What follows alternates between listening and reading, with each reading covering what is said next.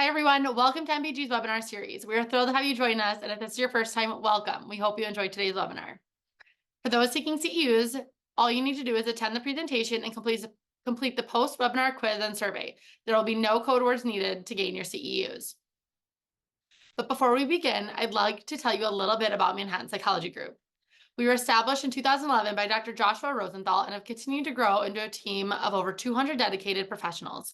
Our team includes skilled adult and child psychologists, neuropsychologists, board-certified behavior analysts, special educators, and ABA therapists.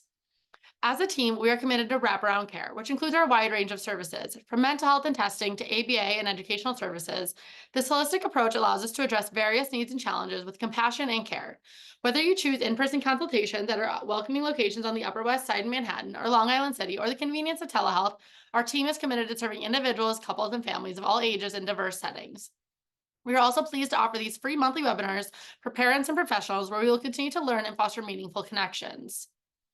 Our vision at MPG is to create a future where individuals and their families feel supported, connected, and empowered. And our mission is to provide multidisciplinary integrated support for individuals and their families who experience mental health, behavioral, and educational challenges. And without further ado, I am so excited to introduce our speaker tonight, Brian Middleton. Brian is a human. He believes that this view is essential to increase pro-social engagement.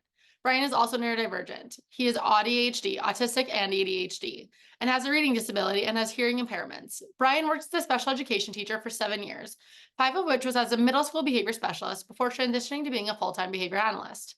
He has a dual bachelor's degree in social science composite and special education and a master's of education with administrative endorsement from Southern Utah University and a postmaster's certificate in ABA from the University of Cincinnati. He presently works as a BCBA in disability services, and he specializes in assent-based neurodivergent-centered services and in behavior analytic applications of acceptance and commitment therapy and relational frame theory. Brian started the Bearded Behavior social media profile in 2018 in response to some frustrating experiences that occurred during his postgraduate schooling. He encountered consistent indicators that the education being provided was not consistently applying principles of behavior to learning, including ignoring the need for individualization and providing support for disabled populations in the program. Bearded Behaviors has since become known for creating engaging learning, exploration, and advocacy for diversity, equity, and inclusion through applying a pro-human and pro-social approach to behavior analysis. Brian is an active advocate for changing our culture to be one where everyone can thrive. In addition to serving as a member at large, he is the president of the Open Educational Resources Special Interest Group. Brian is also the recipient of the 2022 Diversity Award from the Association for Contextual Behavioral Sciences for his advocacy work and efforts to bring to light an ending of unethical practices and relationships within the field, such as the use of contingent electric shock in disabled people and other human rights violations perpetrated by the Judge Rotenberg Center and supported by ABAI. Brian believes that in order for there to be a future for autistics and other neurodivergent populations, that future must include all neurotypes. That neurodiversity, like biodiversity, creates healthy environments where individuals and cultures can thrive. 3 of his favorite things to say are, we learn, grow, and build together. Reinforce the change you want to see in the world. And human first, human always. And without further ado, welcome, Brian. Much for the intro. I'm really excited to be here to present. I am constantly updating the presentations that I do with little changes and little tweaks. So this is not the first time I've done this presentation, but this is the first time that the information in this presentation in its entirety is being presented. So I always try to find new ways of sharing information and helping to draw the connections because I'm constantly looking at them for them myself. So first and foremost, formatting.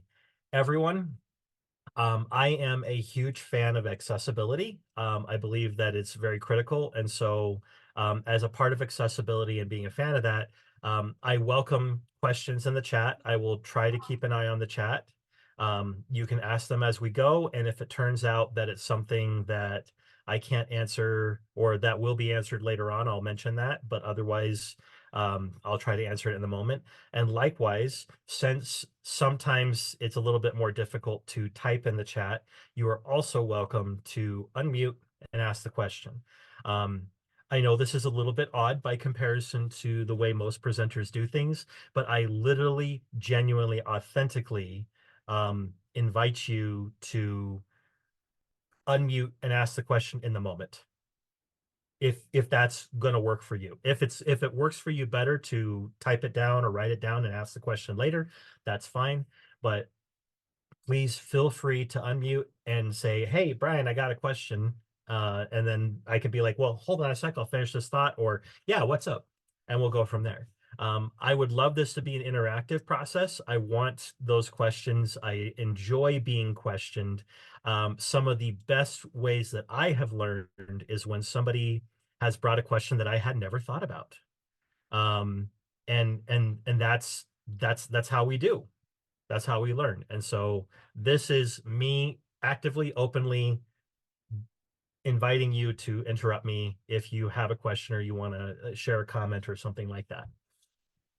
Okie doke. So first and foremost, it was mentioned that I am the president of Open Educational Special Interest Group. You may notice right here on the right-hand corner that there's this little symbol. So this stands for Creative Commons, attribution by, non-commercial, and essay. I forget what essay stands for, but that means that you can utilize parts or all of this presentation towards continuing education. Long story short, accessibility matters. And so this is open license. So that way you can utilize the information as long as to teach others, as long as you credit the source. So obviously adhere to any copyright that Manhattan Psychology Group has with regards to me being the presenter, but you do not have to ask permission if you want to use parts of this towards educating others. Openness of resources is really critical because if we can make resources open, then we can educate others. Okie doke. So, by the way, just want to confirm, can everybody see the screen? Okay, cool. Perfect. So our presentation objectives. So I want you all to be able to understand the backlash towards ABA by the neurodivergent community. I want you to understand the role of radical behaviorism in serving neurodivergent neurodiverse populations using the neurological lens. I want you to understand why behavior analysis needs to be cultural analysts, need to be cultural ambassadors for neurodivergent populations. I want you to be able to identify examples of neurodivergent affirming practice. I want you to be able to identify where areas of commonly accepted practice that are and are not meeting the social validity heuristics, and take immediate action towards initiating cultural change in behavior analysis as a field. So, small objectives, nothing too big, right? So a brief introduction to myself, just because a little bit more detail helps. First off, I was born a behavior analyst. I know that sounds a little bit weird to say, but yes, and we all were born a behavior analysts. And for me, I was born asking why. I wanted to understand why. And from a very young age, I observed and did a lot of engagement with trying to understand why. As a adolescent, I was diagnosed with nonverbal learning disorder, which is a common misdiagnosis for autism spectrum disorder for boys, especially in the late 90s and early 2000s. I was homeschooled, which I was very privileged to be able to access that resource. I was a special ed teacher for 7 years, as previously mentioned, and I received my diagnosis at about the age of 25. It was around 25, 26, with ASD. I didn't actually get my diagnosis for ADHD until about 3 years ago. So, there you go. That's fun. Yay, COVID. You already know about bearded behaviorists. And of course, I'm fascinated by and very interested in neurodiversity, affirming, and aligned practice. And of course, there's also that mentioning of JRC and CESS and ABAI, which I guess made me famous. I'm not a big fan about being famous over something so horrific. I'd rather be famous for my puns and memes and fun teaching methods. So, but it is an area that definitely needs to be addressed in our field and still has yet to be fully addressed. Hopefully this can help with that. Okay, so because this presentation jumps into ethics code areas. I want to make sure that we're at least touching on what we're going to be covering, so that way this can help you with understanding its applicability. So first, there's those core principles of protect the welfare and rights of clients above all else, protect the welfare and rights of others with whom we interact, actively identify, address factors that may lead to conflicts of interest and misuse of our positions, treat others with compassion, dignity, and respect, ensure, oh, that's a typo I forgot to fix, ensure our compliance with the ethics code. And then, of course, the code items specifically are scope of practice, cultural responsiveness and dignity, non-discrimination, awareness of personal biases and challenges, awareness of coercive and exploitive relationships and addressing those, involving clients and stakeholders, obtaining informed consent, considering medical needs, selecting, designing, implementing behavior change interventions, minimizing risk of behavior change interventions, and responsibility to our clients. So, interactive portion. Feel free to unmute. Feel free to drop it in the chat. What are you afraid of? I'll give you a second to respond because I know it was a little bit of a jump, but what are you afraid of? Spiders? That's definitely something to be afraid of. Not doing my best. The ocean, the abyss. Ooh. Cliffs.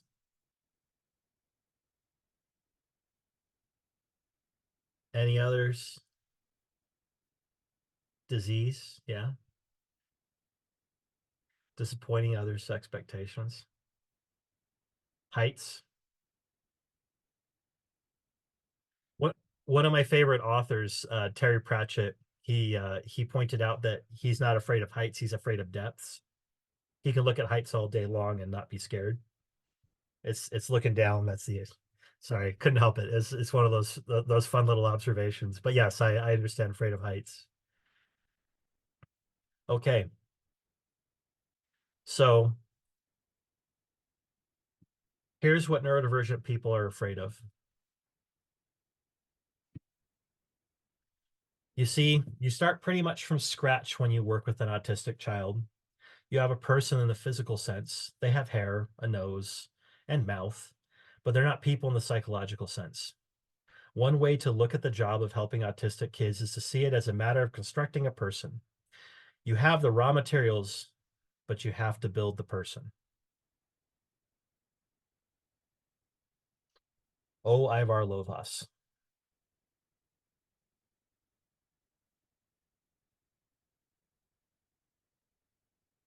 We fear being stripped of our humanity. Again and again.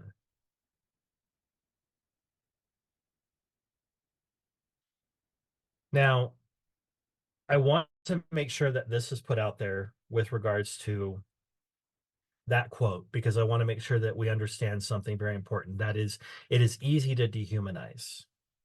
We need to be sure that we do not dehumanize those who dehumanize.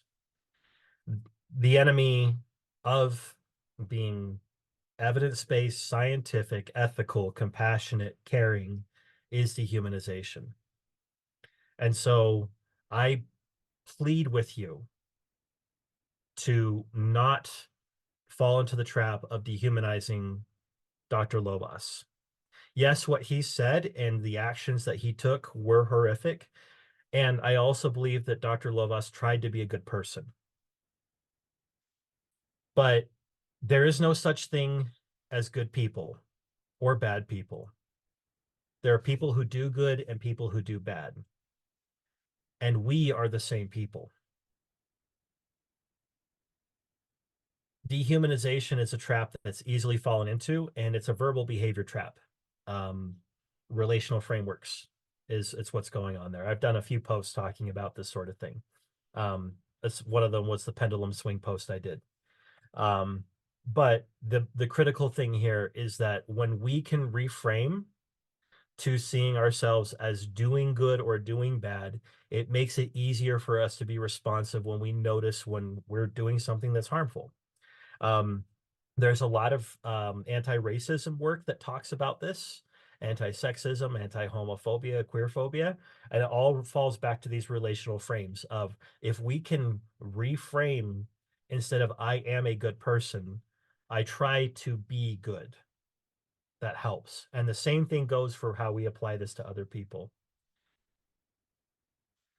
So to start with, we're going to start nice and light here, folks, with power, privilege, and bias, and trying to understand power, privilege, and bias, and how this is critical to understanding neurodiversity through a behavior science lens. Unfortunately, no matter how well-meaning Dr. Lovaas was, there was an introduction of a bias into our science with this very important term, indistinguishable. You see, Dr. Lovaas proposed that the objective of the work that he was doing was to make the children indistinguishable from their peers. And interestingly, here are some other words associated with that particular objective. Again, we're looking at relational frameworks here. So indistinguishable, we're looking at recovery, fitting in, abnormal, aberrant, maladaptive, appropriate, atypical, person with, and disorder. All of these are heavily associated with the whole concept of indistinguishable. And this fantastic article, which I will in my works cited page specifically link to, the title of the article is They Have a Voice, Are We Listening? Just superbly does a great job of breaking down the similarities between Lovaas's work and Lovaas and Riker's work, which if you're not familiar with Lovaas and Riker, specifically Riker and Lovaas, my bad. Riker was first author, if I remember correctly. That was the foundation for conversion therapy, which we know is not effective. In fact, it's extremely harmful. And so this article does a very good job of drawing the connections and helping people to understand that because this concept was introduced, it caused a very big problem within our field. So now that we've gone through the problem, let's go to the next step of the problem. And that next step is understanding what mental disorder is. So mental disorder is a syndrome characterized by clinically significant disturbance in an individual's cognition, emotional regulation, or behavior that reflects a dysfunction in the psychological, biological, or developmental processes underlying mental functioning. Mental disorders are usually associated with significant distress or disability in social, occupational, or other important activities, and and expectable or culturally approved response to a common stressor or loss, such as a death of a loved one, is not a mental disorder. Socially deviant behavior, e.g., political, religious, or sexual, and conflicts that are primarily between the individual and society are not mental disorders unless the deviance or conflict results in a dysfunction of the individual as described above.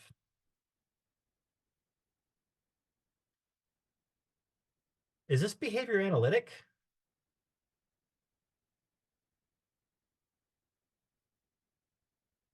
Not really. It's very medical model. And so this is the tale of the three models.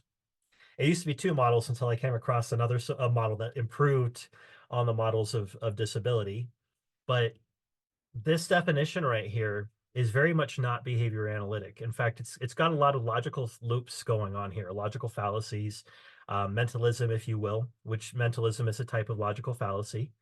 So we see some circularness, and we need to ask ourselves, okay, why?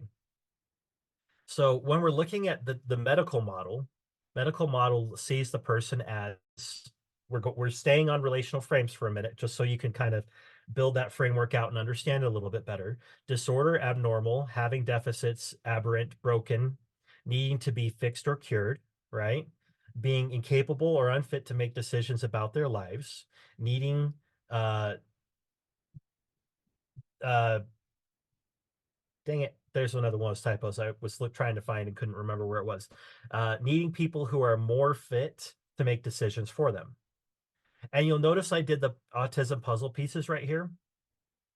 Not because I'm trying to knock the puzzle piece, but because I'm trying to help people to understand that this is kind of the origins of the puzzle piece. There's a whole complex thing going on there. Long and short, if you have a tattoo with a puzzle piece on you, don't worry, I'm not going to judge you. In fact, I'm going to make a really cool art suggestion in a moment. But it's just helping to understand the relational frameworks that lead to this. And there's some really cool emerging research coming out with relational density theory out of the University of Missouri that goes into how these relational connections impact the way we perceive things. But it's not published yet, so I can't share it. I just want to say, look out for it. It's really cool. Jordan Belial et al. So let's talk about the strengths and weaknesses of the medical model. Strengths, it's great for addressing disease. I mean, I want medical model if I have a heart issue or high blood pressure or diabetes or a broken limb or pretty much anything that like requires that sort of that support. Um, it creates stability. The medical model is very effective. Um, it's highly effective at addressing costly and socially disruptive problems, right? Its weakness, it's narrow. It tends to dehumanize. It disregards human rights and fails social validity checks pretty consistently. So now we introduce the social model. This you may have heard of. If you haven't, that's okay. Social model sees people as disabled by the environmental barriers such as physical, attitudinal, communicational, or social. Um, People need support and services. Services are the key term here. Normal because the variability in phenotypes within humanity is normal. Like it's normal to have that variation.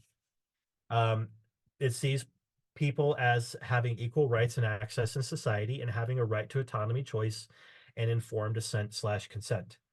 For those who are not familiar with it, consent is a legal term. Assent is anybody can give assent. Um, it's a synonym, but it's not the same thing.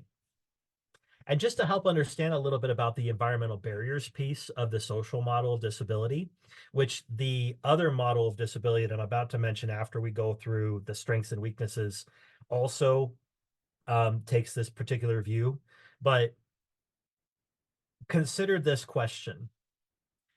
If I were to take you and place you in a completely unknown room that is completely pitch black, are you disabled?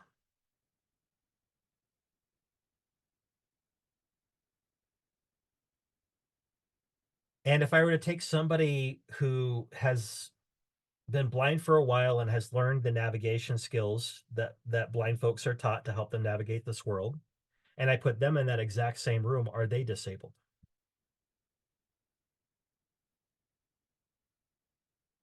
You see, when we look at disability primarily as residing in the interaction between the individual and the environment, it shifts the way we see disability. It alters the contingencies, if you will, because context is critical. Now, I'm going to ask a question, and I have the participants thing up so that way I can see who raises their hand. So that way you don't have to unmute unless you or type unless you want to. But by raise of hands, how many of you have experienced or are experiencing disability in some way?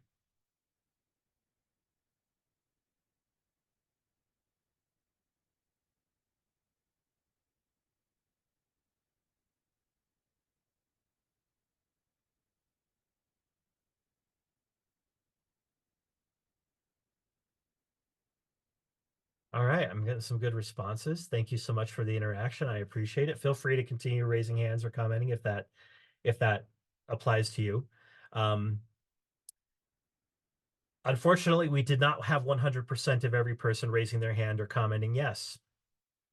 And yet every single one of you has at some point experienced disability because every single one of you was born an infant.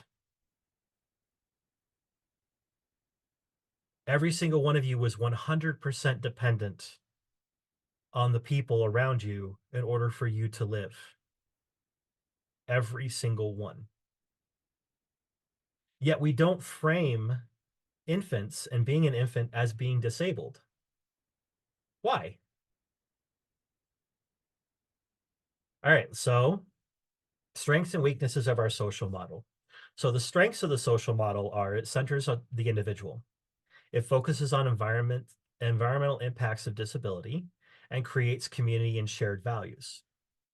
An area of weakness, however, areas of weakness can be, it can leave out the costly, socially disruptive behaviors.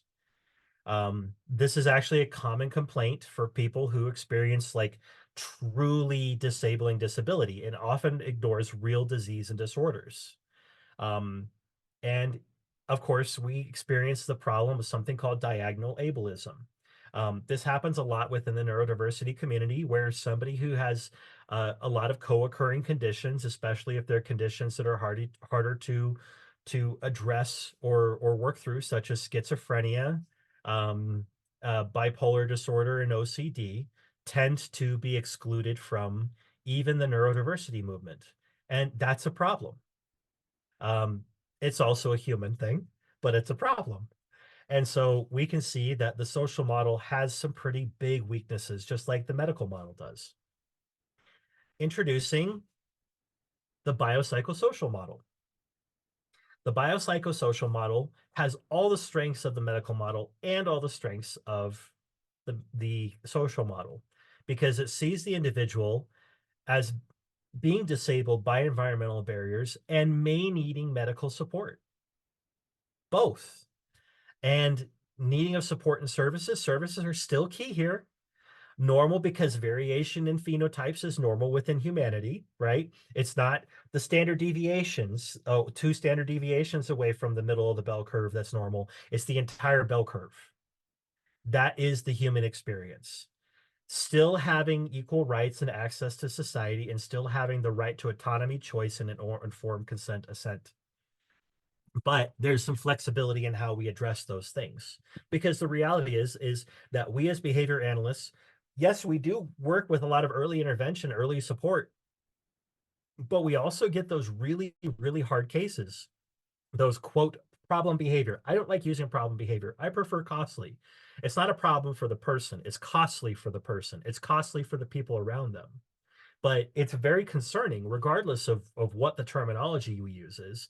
I like using more precise words because it helps me to see what's going on instead of me getting stuck in the cycle of, well, this is a problem. Well, problem for who? So of these 3 models, which is the closest philosophically to radical behaviorism and functional contextualism? Because I would argue that when we look at what controls behavior, phylogeny, ontogeny, and culture, and we see that overlap and that interaction between those, the biopsychosocial model does a very good job of tapping into radical behaviorist core philosophy and, of course, functional contextual core philosophy, which radical behaviorists are functional contextualists, but I'll get to that in a second. And then, of course, this observation is from my dear friend Ahmad Zahir. He asked this very key question. What if instead of referring to stakeholders, we refer to the rights holders and their team? Because we get stuck in these ideas of stakeholder, who's the stakeholder? But ultimately, the number one person who holds a stake in their life is the person who has the rights. The rights holder is the individuals we serve, the primary recipient of our services, the client, if you will. And the way we frame things matters because one of the problems with the medical model is, unfortunately, and they're working on addressing it, we're working on addressing it. That's what the biopsychosocial model is about. It's about being flexible in how we address it. But there's a lot of underlying ableism and supremacism and racism and sexism. Like there's so many people who are like, it's 2024 and we're still dealing with these issues of contingent electric skin shock. And I'm like, yeah, and we're still also having doctors being taught only on models of people with lighter skin. So that way, doctors are not noticing some very critical differences that appear in different skin types. We still have significant amounts of research that's being applied across the board that only goes to assigned male at birth people as the research. There's a lot of issues. Guess what? We are where we are now. So let's focus on where we're at and how to shift our culture. So now let's bring it around to Dr. Skinner. A person who has been punished is not less inclined to behave in a given way. At best, he learns to avoid the punishment. So I promise this all comes together. I know it seems like it's disparate, but I'm really good at painting these little tapestries. Let's do a brief refresher before we dive in on some critical pieces of radical behaviorism. So we got some core assumptions. Behavior is influenced by these three major factors. Phylogeny, simplified, it's basically our nature, genetic history of the organism. Ontogeny, that's our nurture or learning history of the organism, how the environment impacts behavior. Culture, the process by which behavior can be passed on from one individual organism to another through immediate and imitation and modeling. And this is, of course, influenced by phylogeny and ontogeny. And of course, we're looking at all reflexive and operant behaviors is functional for the individual based on their phylogeny and their ontogeny. So in short, there's no such thing as an irrational or maladaptive behavior when referring to reflexive or operant behaviors. Read that again. There's no such thing as an irrational or maladaptive behavior when referring to reflexive or operant behaviors. This is the reason why I don't like using the term problem behavior, even though it's very common. It's because problem for whom? Everything that we do as behavior analysts, up until we start referring to behavior like this, is from the perspective of the individual that we're supporting. Reinforcement, we don't determine reinforcement. The individual receiving it determines reinforcement, and we follow the behavior because the behavior goes where reinforcement flows. Punishment determined by the individual, how they perceive and interact with that. Same thing for operant extinction, same thing for everything. We are a function-based science. Everything that we do, we describe from a function aspect. And yet for some reason, and I suspect that reason is that medical model piece, we've drifted away from our foundational core, which is when referring to the behavior, how are we referring to it? Not problem. Costly, yes. Of concern or of note, most definitely, but not problem, irrational, or maladaptive. So with the neurological lens, it'll help us understand this even more. So here's a very brief crash course in neuroscience. 1831, Theodore Schwann and Matthias Schlenden, oh man, I'm awful at this, proposed that the cell is a functional unit of all living organisms. I'm dyslexic, y'all, so if I mispronounce these names, I'm sorry. I'm going to refer to this person by the first name because German names give me a hard time. Johannes was credited with being the first known scientist to observe neurons under magnification. Thanks to advances in microscopy, Otto Dieters, I actually have a friend with that last name, was able to identify axons and dendrites. His research was published posthumously by his roommate. His roommate really was a cool person because he could have taken the credit for it. He was also a biologist, and instead he's like, nope, I love my friend. I want to make sure he gets credit for this.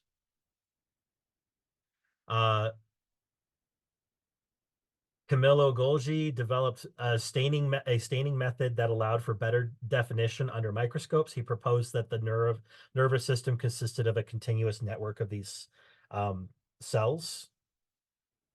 In 1925, the first known recordings of the human brainwaves were by Hans Berger, led to the development of the EEG. So had the different sciences, had behaviorism, methodological behaviorism, been aware of EEG research, Skinner's notion that internal events are behavior wouldn't have been quite as radical, because we had evidence even before Skinner, or when Skinner, I forget when he proposed the radical behaviorist perspective. I think it was around this time. The data was there to support it. In 1971, Paul Ledebar developed the magnetic resonance imaging system, MRI. And of course, in 1990, Seiji Ogawa developed the functional magnetic resonance imaging, or fMRI system, allowing for viewing of neural processes as they were occurring. And by the way, if you're not familiar with how MRIs work, basically water molecules have polarity, and the magnetic field is strong enough that it can actually detect the water molecules and oxygen molecules moving through the body and the brain. And that's how we can see that movement and action happening. It's super neat science.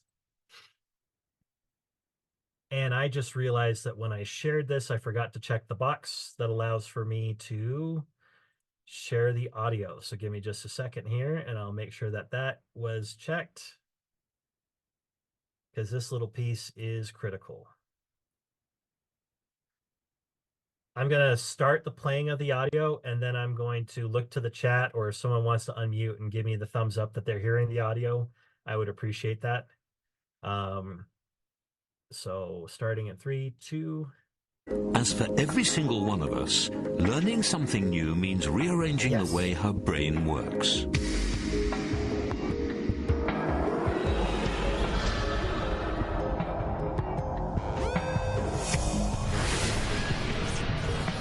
Our brain has an astonishing 100 billion neurons, or brain cells, all connected together. Learning is about creating and strengthening pathways through these neurons for impulses of electricity. But between each and every connection in our brains, there's a tiny gap called a synapse.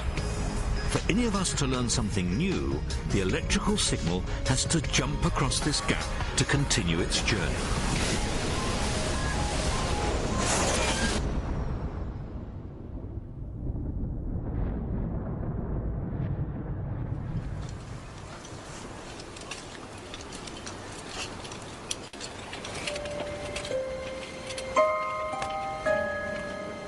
The gap.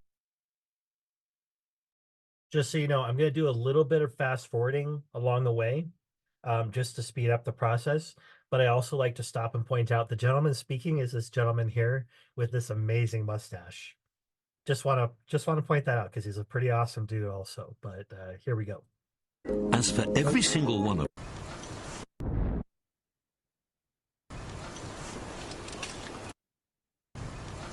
Oh, come on.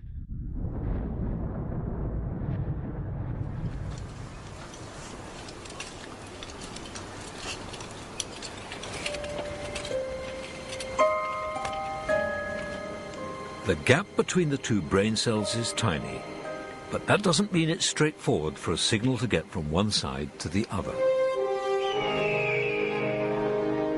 For us, it's like crossing a deep ravine.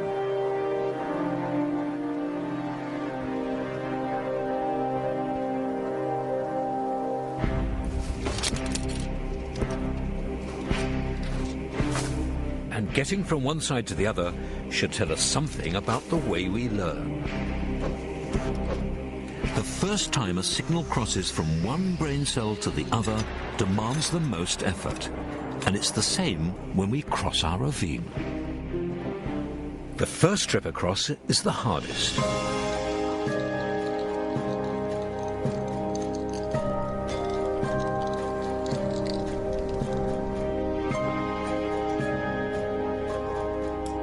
Having crossed the ravine once, the journeys across get easier and easier. And a similar thing happens when we learn something.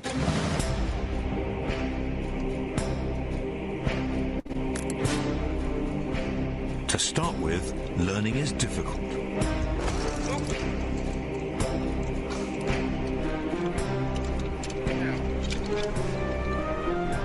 As the signal crosses the gap between the brain cells again and again, we establish a more solid pathway.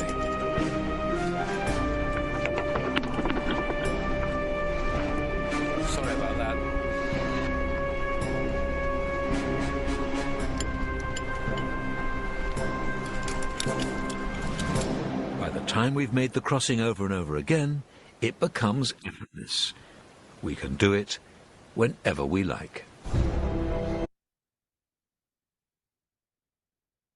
Okay, so first introduction piece. This next piece is actually an advertisement for a company, but I found this and I was just like, I cannot explain this better myself. So I wanted to use this other video piece to help drive the ideas home. What's going on in the brain when you learn? In order to learn anything, whether it's math, a foreign language, guitar, or how to dribble a basketball, you need to create and strengthen pathways in your brain. Think about shooting a free throw. Know that feeling when you've got it down and don't even have to think about it? That's muscle memory. Here's the thing. Muscle memory lives in the brain, not the muscles. Your brain controls everything your muscles do, and it does this by activating specific neural pathways for each and every movement. These are functional pathways, neurons working together to achieve a goal. Say you're learning how to shoot a free throw. If it's your first time doing it, you don't yet have a pathway for that movement in your brain. You need to create it. Let's use an analogy to look at what's happening in the brain during this time. When you're first learning, your brain is like a forest full of trees and dense foliage, with no clear pathway between point A and point B. As you learn the mechanics of shooting a free throw, you create a trail through the forest. Now you can shoot the free throw because you've created that pathway in your brain, but you probably don't make many shots because it's so new. The pathway isn't very clear yet. In order to improve your free throw, you need to refine and strengthen the free throw pathway in your brain. The way you do that is through practice. Practice gradually widens the trail through the trees, turning it into a dirt road between A and B. You're starting to get pretty good now. You're making more free throws than not. You don't have to think about the mechanics as much. That's because the pathway gets stronger after each practice rep. And you've done a lot of reps. So the process is mentioning where the pathway gets wider is literally a case of it actually getting wider in some cases. It's something called myelination. It's where the neural pathway is so actively used that these little sheaths that speed up the neurosignal form around neural pathways that are most actively used, making it so that the electrical signal goes even faster. The myelin sheath is what that's called. And if while you were watching this, you were thinking, wow, this looks a whole lot like reinforcing and conditioning, that's because that's literally what it is. We're looking at the neurological processes. So first off, I want to make sure everybody understands that neurology is not mentalism. There are some things that can be mentalistic in neurology, of course, like the answer is in the explanation, but neurology itself is our sibling science. Neurology explains. Their science of observation and explanation with some description as well, part of their thing. And of course, behaviorism is a science of description. We describe what we see, and then through observation, we show the causal effect between them. And the cool thing about it is that the overlap is an experimental analysis. So radical behaviorism does have some explanation pieces when in that overlap piece. And here's the functional contextualism piece unites us. And this is the critical thing. Now, I could make a Venn diagram that's even bigger to cover even other behavioral sciences, but it would be kind of messy and hard to understand. So I wanted to focus in on the neurology radical behaviorism piece and show how the relationship connects. Because Venn diagrams help us to understand and perceive a little bit better. Obviously it's not as clear cut as this. There's probably a lot of little wiggly lines and stuff between what is our overlap. However, for purposes of understanding, neurologists and radical behaviorists are both functional contextualists, and when we collaborate together, it's really important. And when we try to understand each other's science, it also expands our scope and helps us to be more competent in our scope. Does that mean that we're going to be going out and delivering neurological tests? No. you need to have the appropriate training and certification and licensure to do that, right? Just like we wouldn't expect a radical behaviorist to come in without, not radical, a neurologist to come in and start implementing behavior change procedures like we do without the appropriate training. However, when we see the relationship between ourselves and other behavior scientists, it helps us to be able to understand that connection and how we can improve our scope. And of course, this leads beautifully into understanding the neurological roots of autism. This is emerging research, so please keep in mind that like there's always new information being discovered. But autistics report experiencing stimuli differently. I can attest to that personally. In autistics, this difference can be accounted for in several ways. And the largest of those ways is this fun little area of the brain. And I promise you, I've practiced saying this over and over again. So me saying it the first time right is because of that practice. It's the anterior cingulate cortex. This part of the brain is responsible for some really critical things. One of them is attention allocation. This is like focus versus distraction, although that's a little bit of a misnomer because it's distraction is not distraction, it's just focus on something else. But yeah, normalization of stimuli. So you know how if you walk into a building or a room and it's a little bit strong smelling, and then over time you get a little nose deaf and you stop noticing it as much. That's a normalization of stimuli. It allows for you to be able to tolerate strong sensory stimuli without it impeding you for too long. It has to do with reward anticipation. It has to do with decision making, impulse control, and this includes performance monitoring as well as error detection. And it also has to do with social emotional framework making. That's my own terminology added in there because like there was a lot of other little things that all basically came down to what's the social emotional framework that we make when we interact with others. And inside the anterior cingulate cortex, there are these cool little neurons called von Economo neurons, aka VENs or spindle neurons. And these are found primarily in 3 areas of the human brain. The dorsolateral prefrontal cortex, the frontoinsular cortex, and of course the anterior cingulate cortex. Fun factoid for you, it was marine biologists who discovered these VEN or von Economo neurons in cetaceans and whales because they were studying the brains of whales because they're quite a bit different than human brains. And they found these really spindly looking neurons and we're like, what the heck are these for? And are there other animals that have these? And it turns out there are apes, some monkeys, cephalopods, which is octopi and squid, and of course cetaceans, so whales, dolphins, orcas, those different animals. And humans have the highest concentration of any of the great apes. And in the anterior cingulate cortex, they're responsible for information filtration. We think we're still studying this, but this is emerging research. There's been a couple replications. It's been pretty neat to read the emerging research on this. So autistics consistently have demonstrated having higher levels of these neurons, resulting in a few critical pieces. Heightened sensory input from stimulus, increases in intuitive leaps, decreases in faster gut-based decision-making, and increases in slow logical decision-making processes. Now, note, I put in quotation marks here, logical. A logical process does not mean that the conclusion is logical. It just means that it's the part of the brain that it does the logical reasoning processing. And interestingly, you'll notice that they're the decrease in faster gut-based decision-making. One would think that the increases in intuitive leaps does not match with this until one realizes that this process, the logical decision-making process, is faster.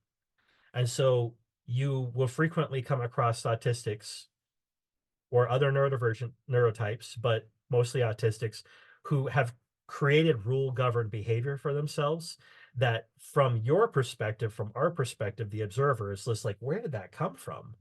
But when you see this piece right here, it really helps drive home like that's a critical difference in helping to understand what's going on. Now, with the heightened sensory input piece, as being someone who's half deaf and gets overstimulated by sound, as soon as I saw this research, I went, holy cow, this makes so much sense. Because like literally, if I don't have certain accommodations with hearing, sometimes I just don't hear stuff. And no, it's not selective listening and hearing.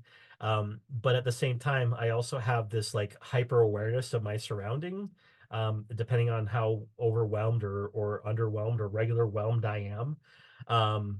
And so like it just felt really odd to me until I came across this little piece and was like, oh, it's not my sensory organs that are addressing the input. It's the neurons inside my brain. But wait, there's more. Research with MEG has revealed that autistic children generate more information by 42% compared to neurotypical peers at rest. At rest, which means that their neural processing is very active and is very much moving and dealing with all the sensory input and stimuli. So when you link that to our von Economo neuron data, and we bring these together, they're still working on the research to demonstrate how these are connected directly. So it's still emerging. Again, I'm not saying treat this as gospel. I'm saying help to understand that this is how what's going on. There may be other processes happening. But when you see all these things and then you take into account the difficulty it takes to make the first bridging of the gap between the synapses, that metaphor of crossing the chasm. And then you then imagine doing that not after a good night's rest, but rather getting up on the wrong side of the bed with a crick in your neck and a tickle in your throat and feeling sore and achy all over and trying to bridge that gap, throwing those pitons and pulling yourself across the ropes when you're already tired. That's difficult. And bringing that into context really does matter. Oh, there's a quick reference to the research. Obviously, works cited at the end. We'll have all that stuff. Okay, so we're going to jump tracks again really quickly. It's all coming together. Why does the autistic community hate ABA? This is explained through looking at trauma and the freeze, fight, flight, fawn responses. Okay, say that 10 times fast. So what are the negative effects of punishment? This should be old hat for most of us, right? Punishment can often fails to stop and can even increase the occurrence of behavior contrast. Punishment elicits strong emotional responses such as aggression, anger, anxiety, etc. And of course, increases the likelihood of retaliation or replication of those behaviors in other settings. The punishing behaviors, use of punishment models punishment. And of course, paired punishment results in people being agents of punishment. There's more, but these are the critical points. So what are the negative side effects of reinforcement? Other desirable behaviors decrease in the face of highly reinforced behaviors. So behavior contrast, and we see also burnout as another potential side effect. That's an oversimplification, but basically it's decision fatigue or fatiguing the individual. Reliance on reinforcement interferes with generalization. So in non-behavior analytic terms, extrinsic motivation does not transfer to intrinsic motivation. I encourage you to practice utilizing multiple language frameworks to help describe, because the number of times that I've mentioned to people who are like, well, reinforcement's bad, it doesn't work. I say, well, the objective is for us to transfer extrinsic motivation to intrinsic motivation. So we're all extrinsically motivated, right? There's always going to be some sort of external motivation going on. And our job is to train the connection so that way the individual appreciates the work that they're doing because they did a good job, not because they're going to get a reinforcer every time. And a lot of times when we see that failure of generalization, that's what's happening, is there's a failure of stimulus control transfer. I don't say it exactly that way, but you guys are all behavior analysts, so you know what I mean when I say that. Reinforcement heavy contingencies can prime learners to be increasingly vulnerable to grooming. People with disabilities and developmental delays are more likely to be victims of sexual assault, abuse, and other crimes. So, introducing behavior brain. This is not necessarily just behavior brain. This is also something called oh, brain, why did you have to jump around right at this moment? Polyvagal theory.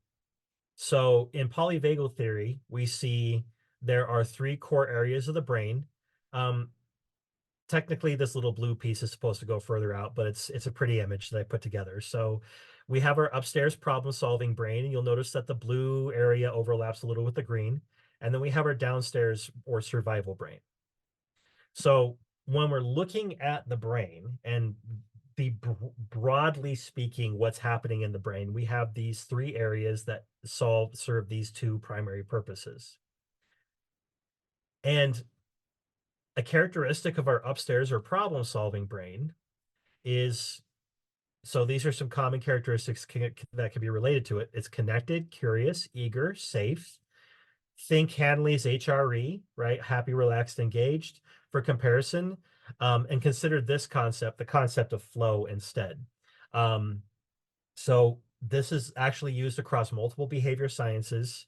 The idea of being in flow, meaning that the individual so it's not an acronym, it's not an acronym, it's a metaphor. The individual is flowing through the task. Now, when I say flowing through the task, what I'm actually referring to is more metaphorically, like imagine water coming out of a spring or off of a glacial melt. Like the water's going to be flowing down the hill or the mountain or wherever it's flowing from, and it will hit a barrier and it'll flow around it. Maybe it'll hit a low point in the ground, and instead of the low point being a stopping point, it'll fill that low point up until it creates a pond, a lake, or whatever. And then it'll continue flowing further. So flow doesn't mean no struggle. And that's one of the reasons why I introduced this next to HRE, because like I like what Hanley was doing here, and they later added happy, jacked, and engaged, and those sorts of things. But flow is so much more flexible as a concept, because I'll tell you right now, as a 8-year-old climbing through the wild oak trees of Northern California growing up, I was not happy or relaxed when I was 30 feet off the ground, clinging for dear life to the branches, looking for the next pathway to climb through the branches of the trees. But I was certainly engaged. I was very engaged, and I was learning. And I was in a flow state. So happy and relaxed don't necessarily have to be present for you to be in flow state, but there's learning going on. And yes, there were parts of my brain that were like, okay, be careful, because if you fall, you're going to get hurt pretty bad. But I was there and I was learning and I was growing from it. And it helped with some eye-hand coordination and stuff as a kid. So now we have our downstairs brain, and here's some characteristics for the downstairs brain. Black and white thinking. Ambiguity is dangerous. Uncertainty and change are danger. Danger zone, right? Fly into that danger zone. Not really. We want to freeze, fight, flight, fun out of that danger zone. And respondent behavior falls underneath this area. Like respondent behavior, almost every single aspect of respondent behavior, not all, but a lot of them aspects, has to do with survival. Maybe it's not survival as in like I'm in a dangerous area and I have to get out of it, but like breathing. If you stop breathing, you're dead. Right? Digestion. We need to be able to have those digestive actions going on. And understanding these critical pieces helps us to understand a little bit better how we can look at behavior. And so now I'm going to If you've heard this before, great. I'm happy because I'm trying to help behavior analysts share this more and more in our behavior education. But I'm going to introduce you to a new way of looking at operant extinction. You see, every single example of operant extinction that we see happening right is being presented to us when we're taught about it is happening in the upstairs brain. We're problem solving. So you've got the vending machine that's not vending its food. You've got the knocking on the door, ringing the doorbell. Those are the two most common examples of an operant extinction, where we go through that extinction burst and we see the increase in responding and then it dropping off.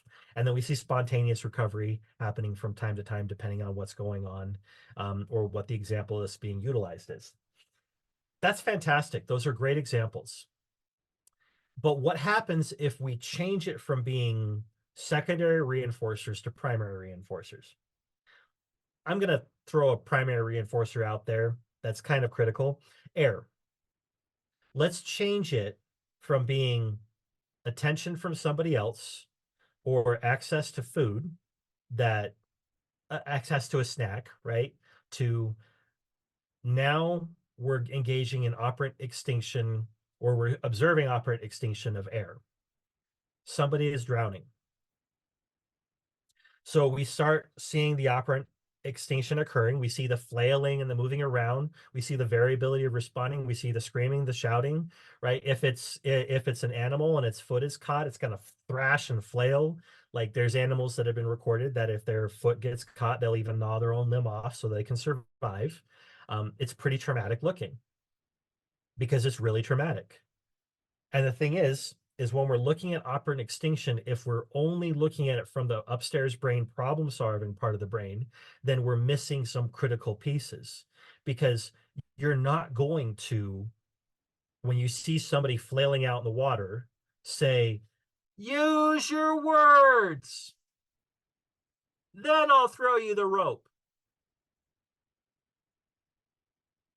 We throw them the fucking rope. We get them out of the danger zone. We get them to a place where they're safe and they can survive. And the thing is when we're looking at what's happening in the brain, no, we can't necessarily automatically immediately identify what's going on just by glancing at the person, but we can see external behaviors that indicate whether or not somebody is engaged in and utilizing our upstairs brain, or whether they're in the downstairs area. Hanley started touching on that with his research, and there's more emerging research coming out. If you've not encountered Ascent-based practice, I can't remember when AscentCon is this year. It's an online conference, highly recommend it. But like, there's a lot of research coming out, both in the PFA SBT community, Ascent-based community, trauma-informed community. And I'm going to be equipping you with some different ways of looking at these things, so that way you have some ways of being able to identify. But we can see external behaviors that reflect what may be happening internally. And this is actually one of the reasons why I tend to delineate between tantrum and meltdown. Tantrum tends to be problem solving. Meltdown tends to be survival brain. And the way that autistics tend to describe their experience when it comes to meltdown, which I have experienced firsthand, both before becoming a behavior analyst and after, of experiencing a sensory meltdown where I feel like the environment is closing in on me, it's a significantly different thing. And yet, planned ignoring, how many of us have used it? I have. I've used it without realizing, and I've caused harm. So this is an opportunity to reflect and correct. Now, I really like the PFA SBT-esque approach. I actually am not a huge fan of PFA SBT itself, mostly because the language is a little bit hard to access, but I love the ideas of the shaping procedure. And when I went through the PFA SBT training, I was like, oh, wow, this is stuff I've been doing for a very long time. It's just the data collection and the weird language that has been throwing me off a little bit about it. But yeah, I've been doing this for pretty much as long as I've been a behavior analyst, with some tweaks and improvements over time. Like, there's a lot of fantastic research that shows that if we reinforce the problem behavior, PFASBT words, right? The costly behavior and the R2 behaviors is what they refer to them as, or precursor behaviors that we can shape in skills. So that's what the SBT, skills-based training. And so for me, myself, and I, unless there is a safety issue that is 100%, there's no wiggle room on it, I don't use operant extinction. Now, when I do use operant extinction, when it comes to safety rules, I establish a very clear boundary because that's an ethical application of operant extinction. If there's a safety concern for the individual or those around them, we can make it very clear, no, this is a boundary, that's not an option. But here's all the other things that you can do. We can engage in some differential reinforcement. An example of this that happened with a client a few years back, this client, teenage boy, became more interested in the female form and started grabbing the school aides and RBTs who were female in the chest area. And we were using assent-based approaches, but as soon as that happened, the answer was definitively 100% no, you have no right to touch that person's body. And we did see an extinction burst happen. And we did have to go through all the procedures to make sure that people were safe. But if somebody tells you, and this is going to be a critical piece, so please keep this in mind. If somebody tells you that something inside of any therapy is by default trauma-informed, assent-based, neurodiversity affirming, neurodiversity aligned, any of those things, the answer is they probably don't understand those concepts because these are attitudinal pieces. Are there times and places where any technology could be utilized that could be neurodiversity affirming and trauma informed? Yes, there are. So operant extinction is not bad. It's not good. It is. And it all has to do with our discrimination and how we utilize it. Now, do I encourage you to place limiters and to make sure that you're not using it willy-nilly and just assuming that, oh, well, it's this thing? Yes, please check, double check, triple check, right? This is why we have a community of practice. This is why we collaborate together. But understanding these pieces is really critical. Also, just a quick explanation. So the green part of the polyvagal, uh-oh, I don't know why this thing disconnected. 1 second.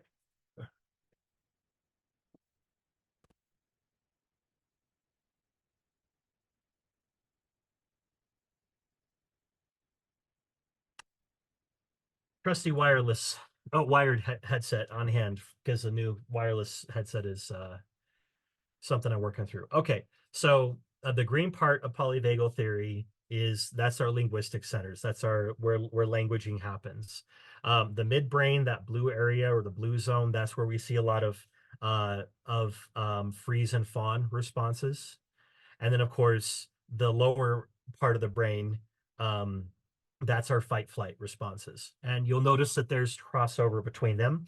And I am going to bring these full circle back and connect them with some acceptance commitment therapy, basic introduction stuff in a bit. Okay, so now that I've given you a breakdown from a behavior analytics perspective, now let's look at the neurological and endocrinology perspective. So when we're in survival mode, which is my loosey-goosey name that I give for this lower half where we have the freeze, fight, fawn, freeze, flight, fight, fawn responses. So the limbic system changes how it functions when we drop into that process. The hypothalamic pituitary adrenal axis actively changes the variable cortisol levels. Neurotransmitters relating to dysregulation of arousal and endogenous opioid system starts activating. So that's the parts of the brain that are happening. And then all those actually link directly into the endocrine system, where we see an increase in cortisol, epinephrine, and norepinephrine, which then creates that heightened freeze, fight, flight, fawn response. Interestingly, these same three hormones are present when you're exercising, but it's the concentration. and it's the part of the brain that's activating as a part of the concentration as well.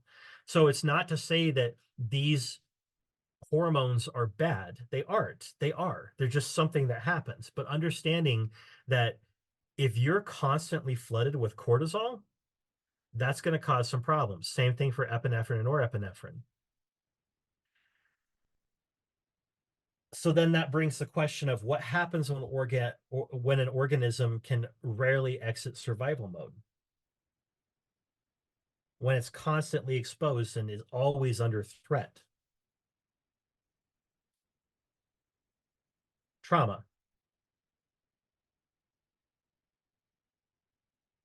And what class of behavior is connected with freeze, fight, flight, fawn responses? Respondent. So one of the biggest mistakes that we behavior analysts take and make when we're addressing these survival mode things is treating them like operants. Yet when we treat them like respondents, we have the science, we have the research, we've got a massive amount of literature demonstrating this. And in fact, Israel Golddiamond and the constructional approach actually did a lot of work on this area, he and his peers.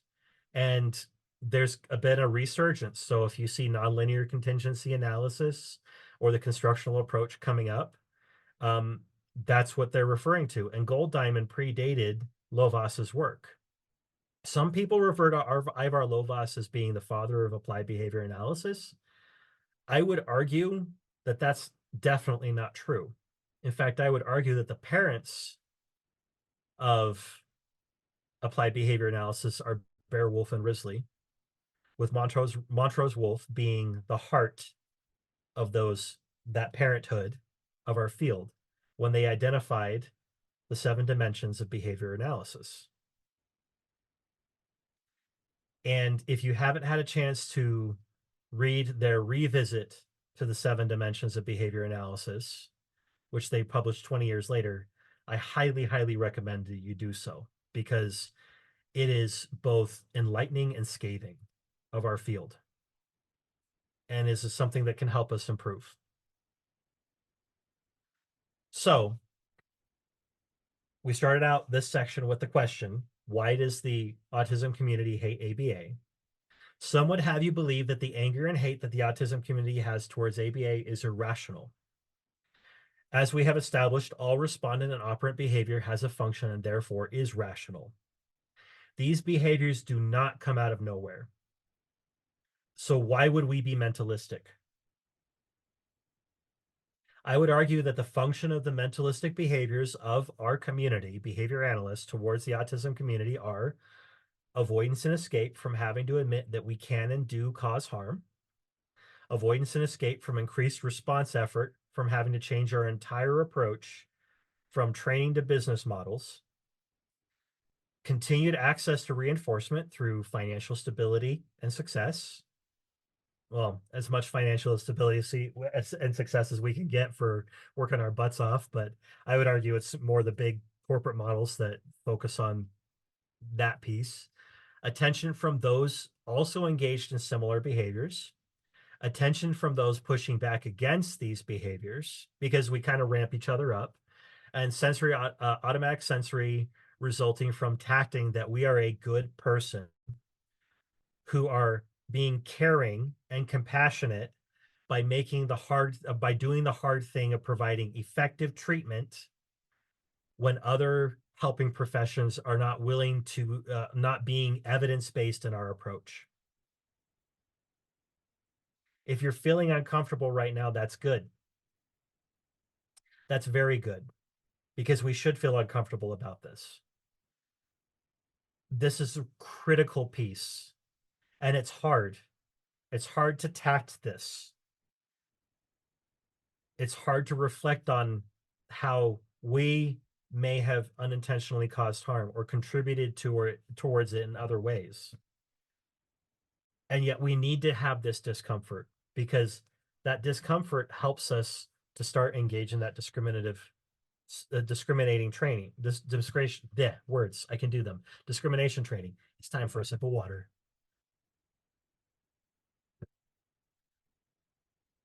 Okay, so I'm going to pause here for a second and encourage us to take care of our biological needs if it's okay for us to take a quick bathroom break.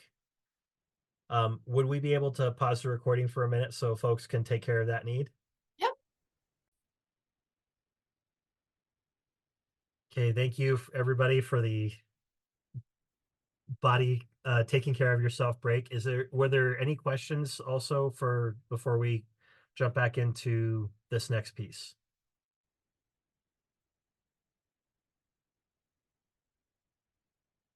Anyone? Anyone? Bueller? Okay, there's my 80s movie reference for the day. I did an 80s song reference earlier. I hope everybody heard the Danger Zone piece. Okay, so now consider trauma through autistic masking and stimming. So, masking, ABA term, conditions for social validity. So, the autistic masking and the ABA masking actually have some crossover. So, right now we're talking about the social validity piece of how stimulus masking can occur because of power, privilege, and bias. So here's a question I want you to ask yourself. What do you take for granted that the children and their families that you work with do not?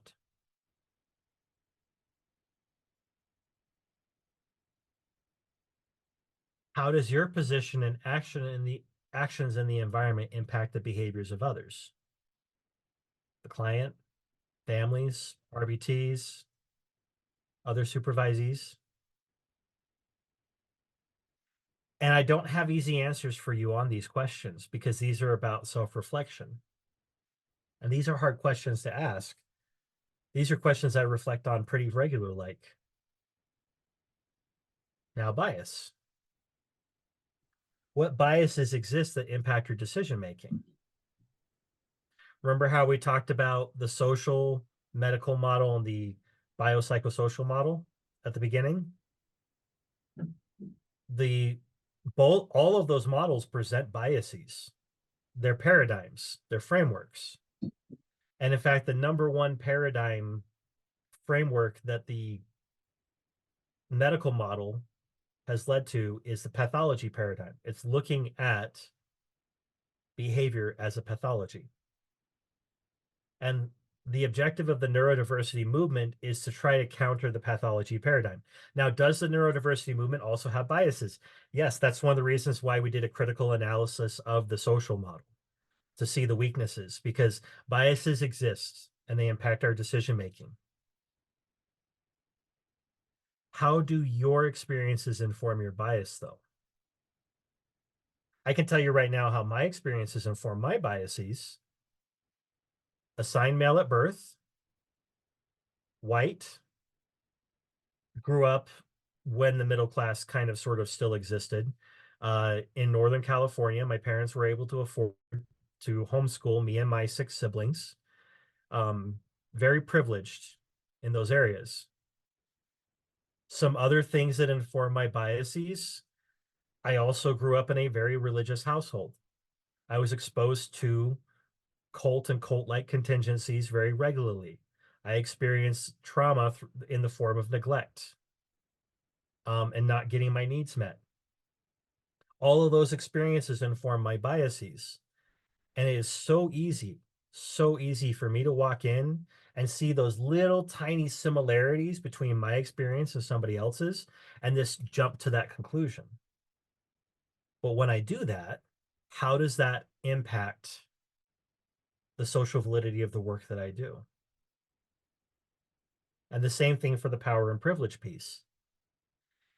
Yes, I'm autistic, ADHD. I'm multiply disabled, but I am in less than 1% of the disabled population who holds a higher degree. I have a lot of power and privilege. Aside from the other cultural privilege pieces of presenting as male and being white. All of these things are really critical factors, and it's hard to assess these, especially when some of them we don't have control over.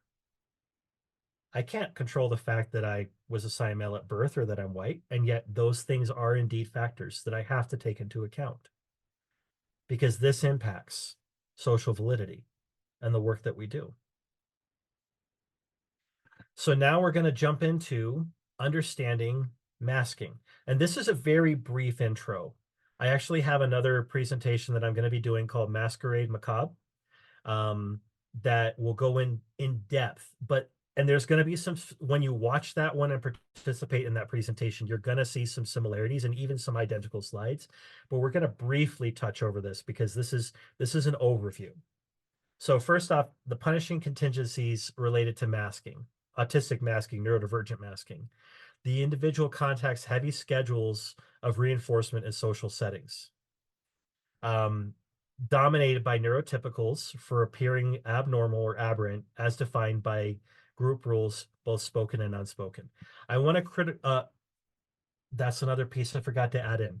I wanted to explain the neurodiversity language. So first off, neurotypical does not mean a typical brain or typically developing brain. What neurotypical refers to is typically accepted by the social norm. Neurodivergent means diverging from the typically accepted social norm. So one could see, if one looked at what's typically accepted and looking at what is considered disorder, when we examine disorder, that somebody who comes from a different culture and moves into Western culture could be considered divergent because their culture informed their development, and so therefore they're not, quote, typically accepted. That's a very broad definition of the term, but when we're talking about neurodiversity includes everyone, all neurotypes. And in fact, as a thought experiment, if you were, quote, neurotypical, or you're not of the autistic neurotype, right? And you were to walk into a conference filled with autistics, you would technically be neurodivergent from the culture, the people present in that conference. So divergence and typicality is contextual. And one of the goals of neurodiversity is to help understand that the divergence of the individual doesn't mean that they need to be treated differently, as in isolated and pathologized, but rather treated as a part of the community, as a part of the normal experience. So anyways, punishment contingencies.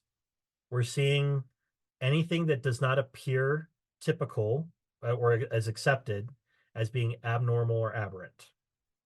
Punishment may suppress autistic characteristics or reduce their admission, but typically only in the presence of the agents of punishment. And this is why it's common for autistics to avoid social interactions or to desperately seek isolation. Other possible behaviors include, but are not limited to, aggression, emotional outbursts such as tantrums and meltdowns. Again, there's a difference, but that doesn't necessarily mean that one or the other is better or worse. Property destruction and self-injury. And of course, obsessive compulsive like behaviors, ritualistic behaviors. We know ritualistic behaviors can be conditioned with variable interval reinforcement. So if you got a very punishing series of contingencies going on, and then you have prolonged exposure to punishment, which creates strong emotional responses, these generalize into behavioral repertoires that are often described using the following terms: anxiety, depression, guilt, shame, apprehension, self-punishment, and self-loathing.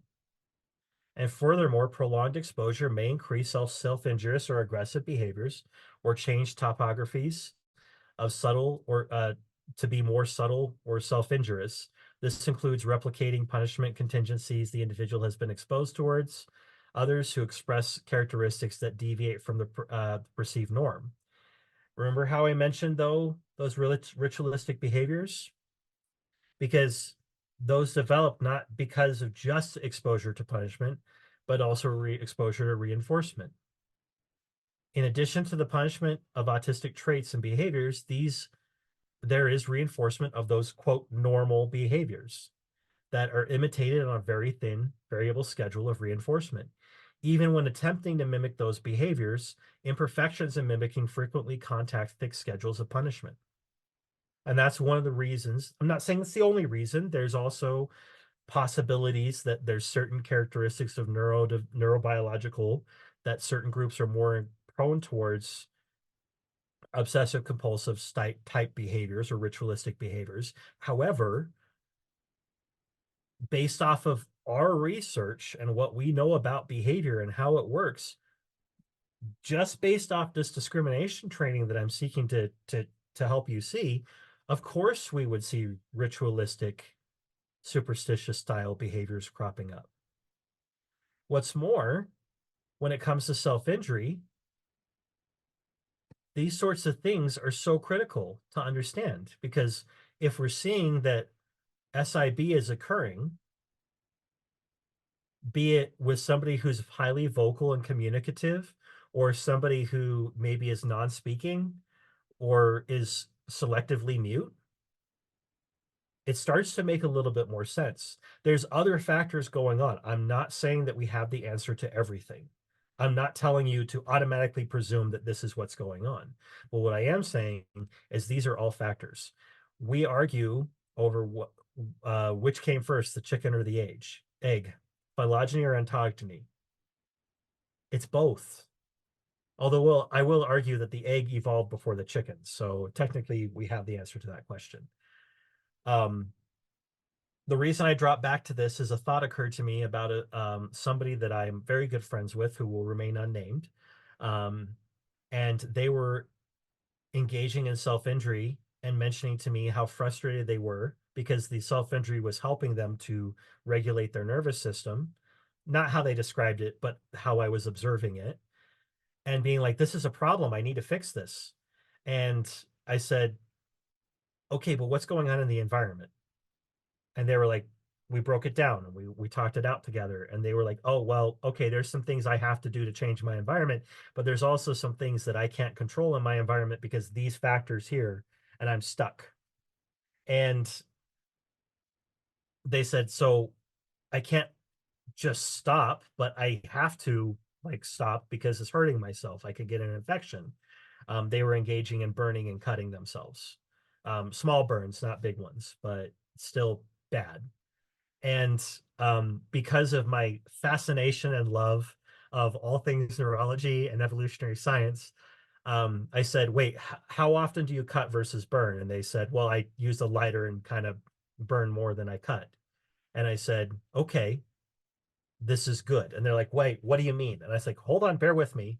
And I told them a little bit of a factoid about that I picked up about chili peppers, hot peppers.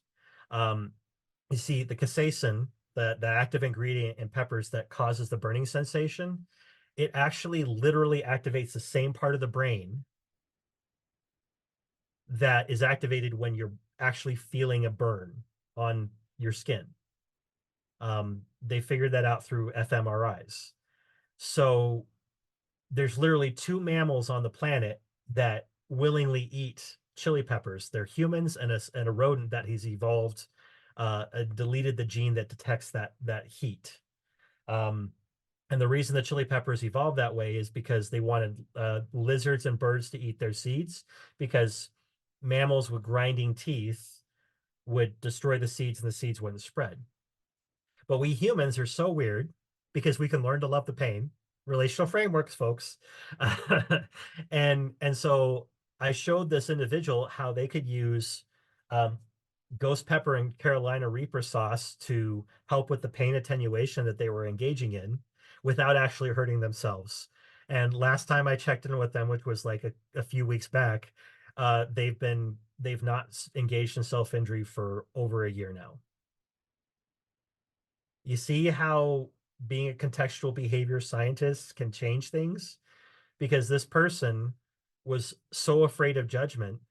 And yet when we have this framework, we can propose ideas and suggestions that help to change things. But back to masking. Sorry for the sidetrack. Okay, so masking, behavior analytic concept combined with autistic masking. It is well established that reinforcement contingencies can mask access to behaviors that are needed for the individual. This leads to fatigue or burnout, which in turn increases response effort to engage in other behaviors that are beneficial to the individual's well-being and quality of life. And if you've ever caught yourself scrolling late at night when you should be going to sleep, or caught yourself scrolling when you should be engaging in some other behavior, you've experienced stimulus masking or reinforcement masking. All the AKAs, yay. And this can be heavily impactful. And when you have these contingencies all built in, the punishment contingencies, the reinforcement contingencies, and then the masking piece, we now see an operational way of viewing autistic or neurodivergent masking. Now, before we jump on, a question that I commonly get around this point, which I like to address, is, well, doesn't everybody mask? And the answer is yes, everybody does. Everybody masks in some way. The issue is not whether we mask, because mask is neither good nor bad, it just is. But whether or not it's continuous, because masking is that midbrain and low brain, so the downstairs survival brain response to dangerous environments. And we don't determine the danger. We don't determine whether the individual is safe. The person who's experiencing it determines, their brain determines whether or not they're safe. So we can say, well, they're safe. But if their nervous system is not regulated, then of course they're not going to be engaging in safety behaviors. They're not going to be open and active in problem solving. Or if they do, it's going to be very brief moments and then dropping back and forth, going downstairs and upstairs. And again, downstairs brain isn't bad. If you have something happen to you, like you have a close call in an accident, or an animal comes at you, maybe a dog or something else that puts you in danger, that response, those responses are there for you to survive. So they were selected for. The issue is not whether or not we experience it, but whether or not it's prolonged and continuous, which goes back to the cultural piece. Phylogeny, ontogeny, culture. So let's look at some emerging research in relation to stimming now. So overwhelming environment occurs. This is a diagram from this study, and there, again, there's links.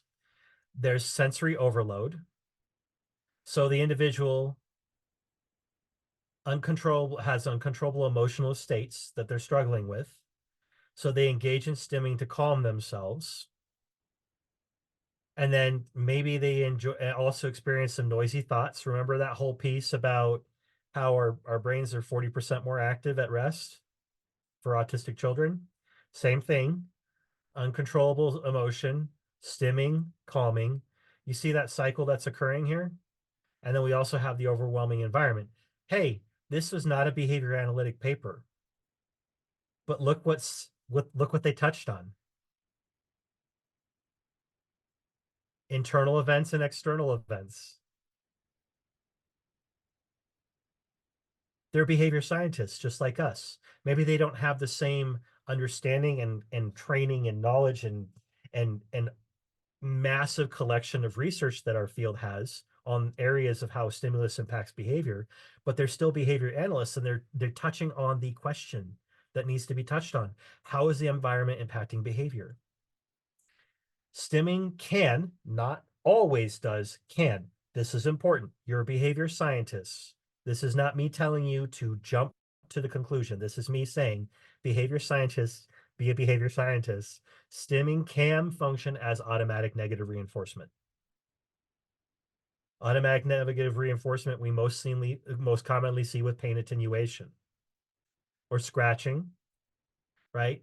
So if this is the function, is it ethical to block it?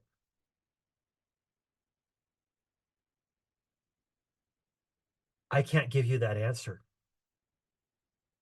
Because if this is the function, but it's self-injurious, then the answer is it might have to be ethical to block it. But if this is the function and it's not self-injurious or it's not hurting others, is it ethical to block it? Again, I can't give you that answer. You need to be the one that comes up with that. This is what social validity is all about. I will say, as somebody who's experienced automatic negative, not as stimming, but as an allergic reaction, that if it weren't for the fact that there were medical professionals there to address the underlying cause of the scratching that I was engaging in because of the allergic reaction, that I would have continued scratching myself until I and cause further injury. I experienced a delayed allergic reaction while on vacation, exposure to some plant, and I woke up scratching and it was bleeding, and I realized very quickly what was wrong and went and got medical attention. So, like that, in that case, it was indeed ethical for the healthcare professionals to block. Had I not had the language and asked for help, it would have been pathologized, because the only indication of the allergic reaction that I was having was the scratching. I didn't experience hives. If our job as behavior analysts is to modify the environment, and stimming does appear to be more than likely a behavior or note of concern, how can the environment be modified to address stimming that is concerning?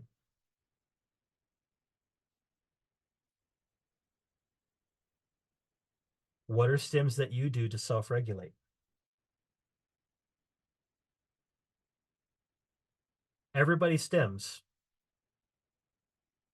When you're experiencing overwhelm and you're in an environment where you're just having to regulate, what do you do? Because we all do it. Ooh, I love these answers. Foot tapping, swaying, rocking, swaying, nail biting. Same.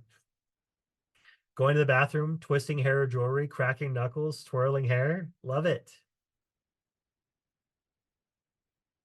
You know that saying, if you've met one autistic, you've met one autistic? Isn't that just an odd way of saying everybody's different?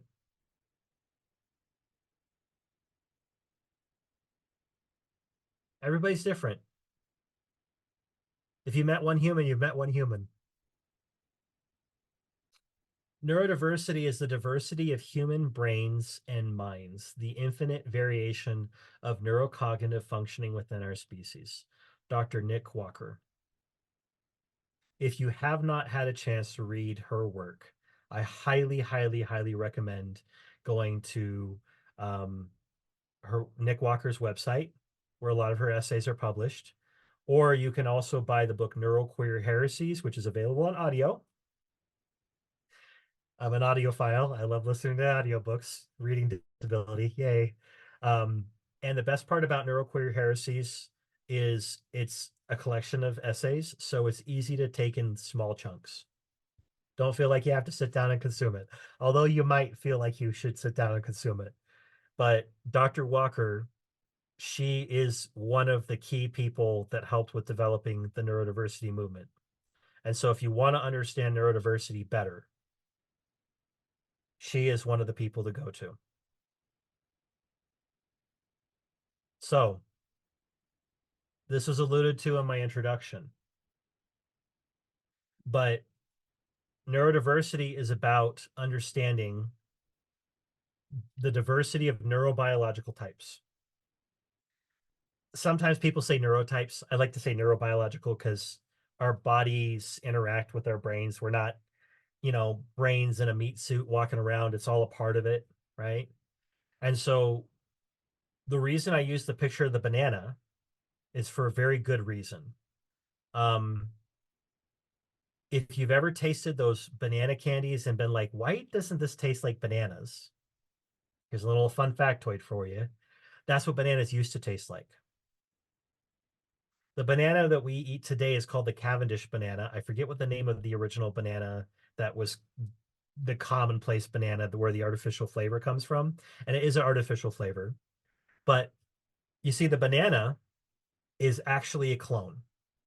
Wild bananas are actually filled with tons of really big seeds, and it's hard to eat. Like, you can eat them, but they're not as delicious, and they're not as sweet. Plantains are another type of banana that's cloned. But like, humans cultivated them and basically bred out the seeds. So when you see those little black specks, that's actually what's left of vestigial seeds. And back in, I think it was the 60s or 70s, a phage came through, because bananas are clones by their very nature. And because clones aren't very biodiverse, that phage came through and it wiped out almost every single one of that particular species of banana or breed of banana. So when you eat a banana runts or have some sort of artificial banana flavor, yes, it's an artificial flavor, but it's based off of a real fruit that now is not in popular distribution. And that's the weakness of monocultures. When you have only one type, when something rises up, it makes it harder for that is detrimental. It makes it harder for the entire population to survive. Yet when you look at biodiversity, the reason why biodiversity is so critical, and we're starting to see this, like with emerging research in agricultural methodology, the more native approaches to agriculture actually appear to produce more and higher quality foods, if you just look at agriculture. But if you look at biodiversity inside of forests, if the biodiversity is off, then the biome is going to be out of whack, and then you're going to have problems. And everybody gets harmed. But when you have biodiversity present, we have balance. I'm not the first person within the neurodiversity movement to propose this idea, but each neurotype serves a very critical ecological niche. And one of the things that autistic and ADHD neurotypes do a very good job at is challenging norms, is questioning ossified attitudes. And in fact, a lot of the scientists that we consider great scientists, some people have endeavored to go through and be like, okay, what was their neurotype? And there's quite a few of them that are coming up as autistic or ADHD or both. Now, obviously, it's not a full, like, I'm not making any claims that so-and-so was autistic, because diagnostic criteria has changed and whatever, right? But what I'm saying is, when we have a biodiversity within our culture, everybody benefits.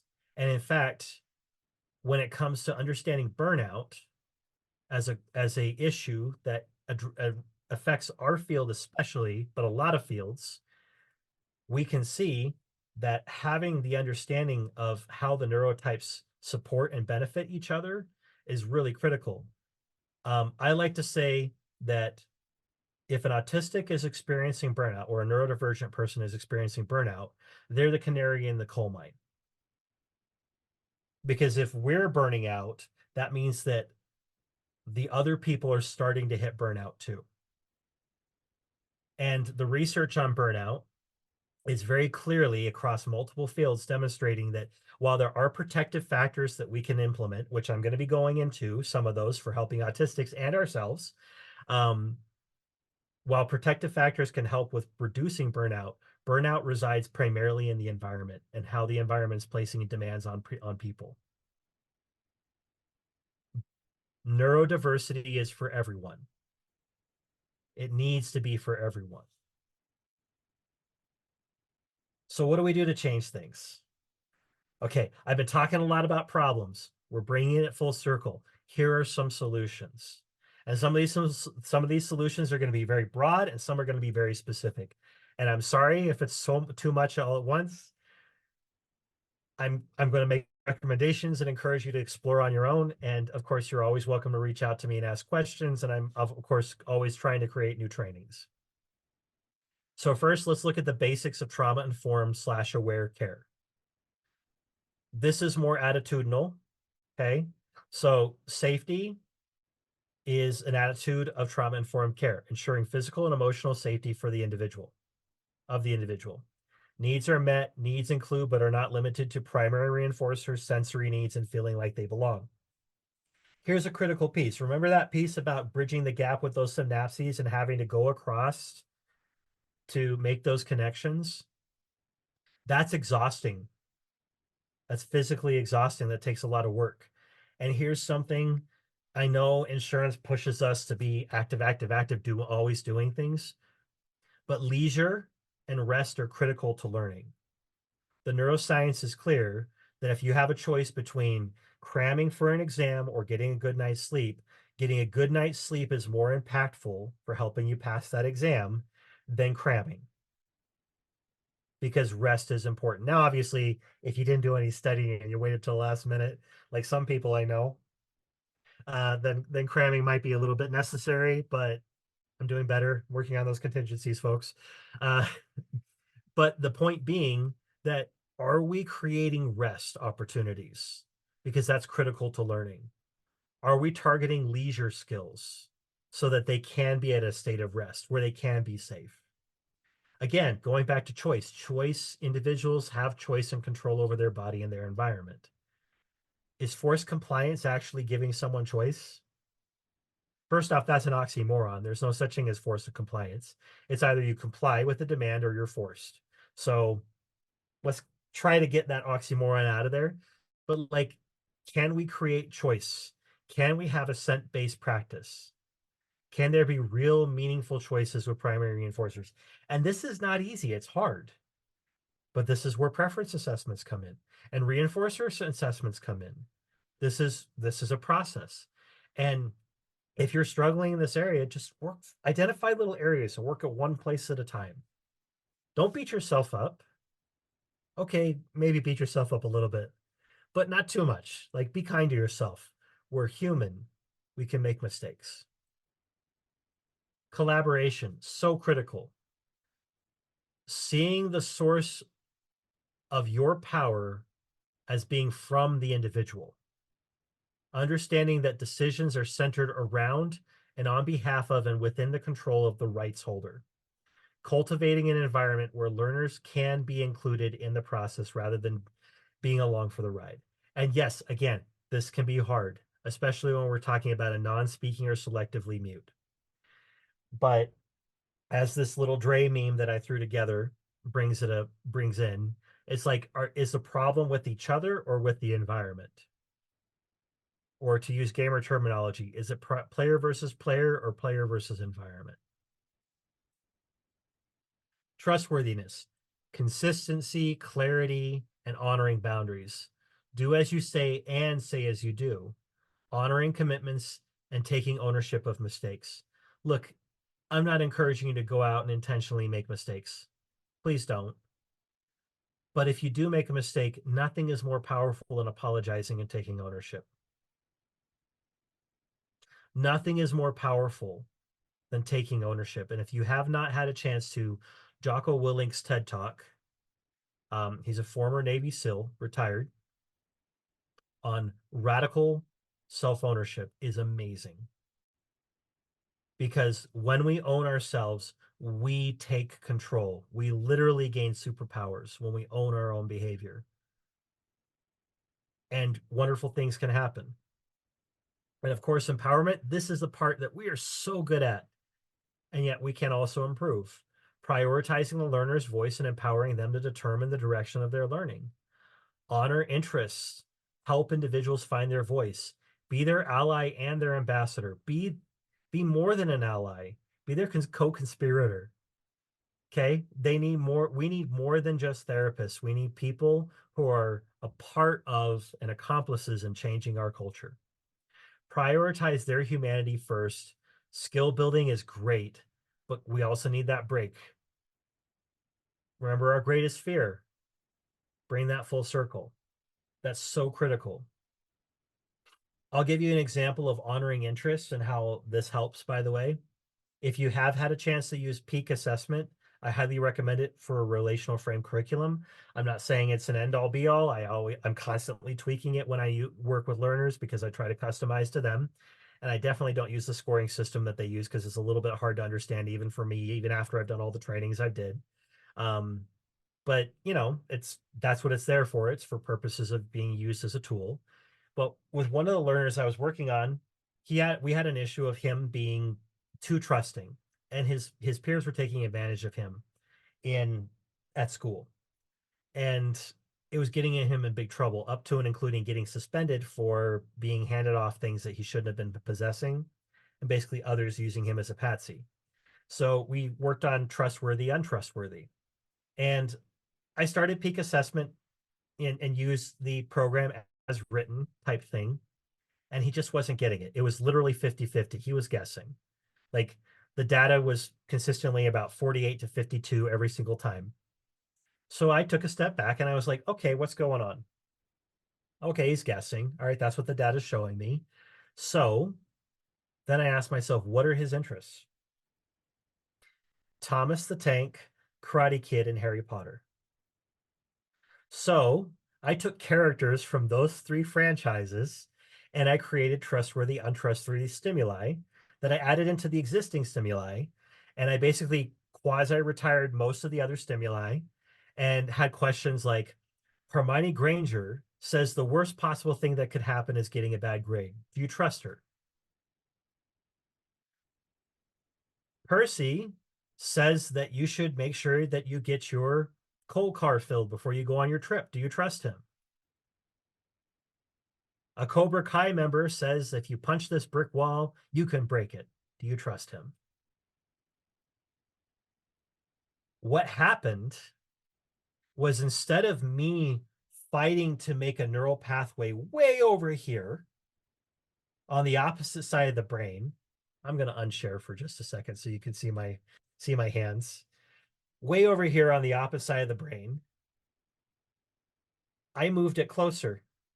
So there was a fast, easy leap with the interests that he shared. And I helped to bridge that gap. I'm not saying that's actually where the neural connections were, figuratively, okay? But I helped to build those connections. Instead of saying we need to bridge 5 to 6 to 10 to 20,000 gaps or whatever it is that are there, I got his interests with characters and things that he was interested in, and I shaped it up. And basically, once I got 2 or 3 times at 100%, I would fade out the stimuli I specially created and faded in the neutral stimuli to the point where we mastered the program with 100% neutral stimuli, and he understood the concept, and he stopped getting taken advantage of by his peers. If you want to know what area of behavior analysis has done research in this area, it's called stimulus salience. I used my understanding of neurology and my understanding of behavior analysis and brought it together and created a trauma-informed and neurodiversity affirming aligned curriculum focused on him. And I prioritized and empowered him through his interests. Okay, now for one of my favorite areas, acceptance commitment therapy or training, right? If you see ACT-R with like ACT with a lowercase r, that's like recent lingo I just found out about that is being utilized to delineate between training and therapy. Our scope is training. Our scope is training as behavior analysts. And I have a presentation on acceptance commitment therapy through the behavior analysis perspective that I'm more than happy to deliver again. But literally, ACT is behavior analytic, and I'm going to give you a quick introduction. But before I do, I want to touch on something very important. So Binda and Manesh are 2 friends of mine who are behavior analysts who are from the Indian subcontinent. They're Indian. They're also American, like they're immigrants, but we've had some very long, fun, often contentious discussions about understanding mindfulness. And I've learned a lot from them. And I love that they were willing to reach out and have conversations with me, more Binda than Manesh, but still they're my friends. And they taught me this really important piece. And so I asked them to give me a quote to share.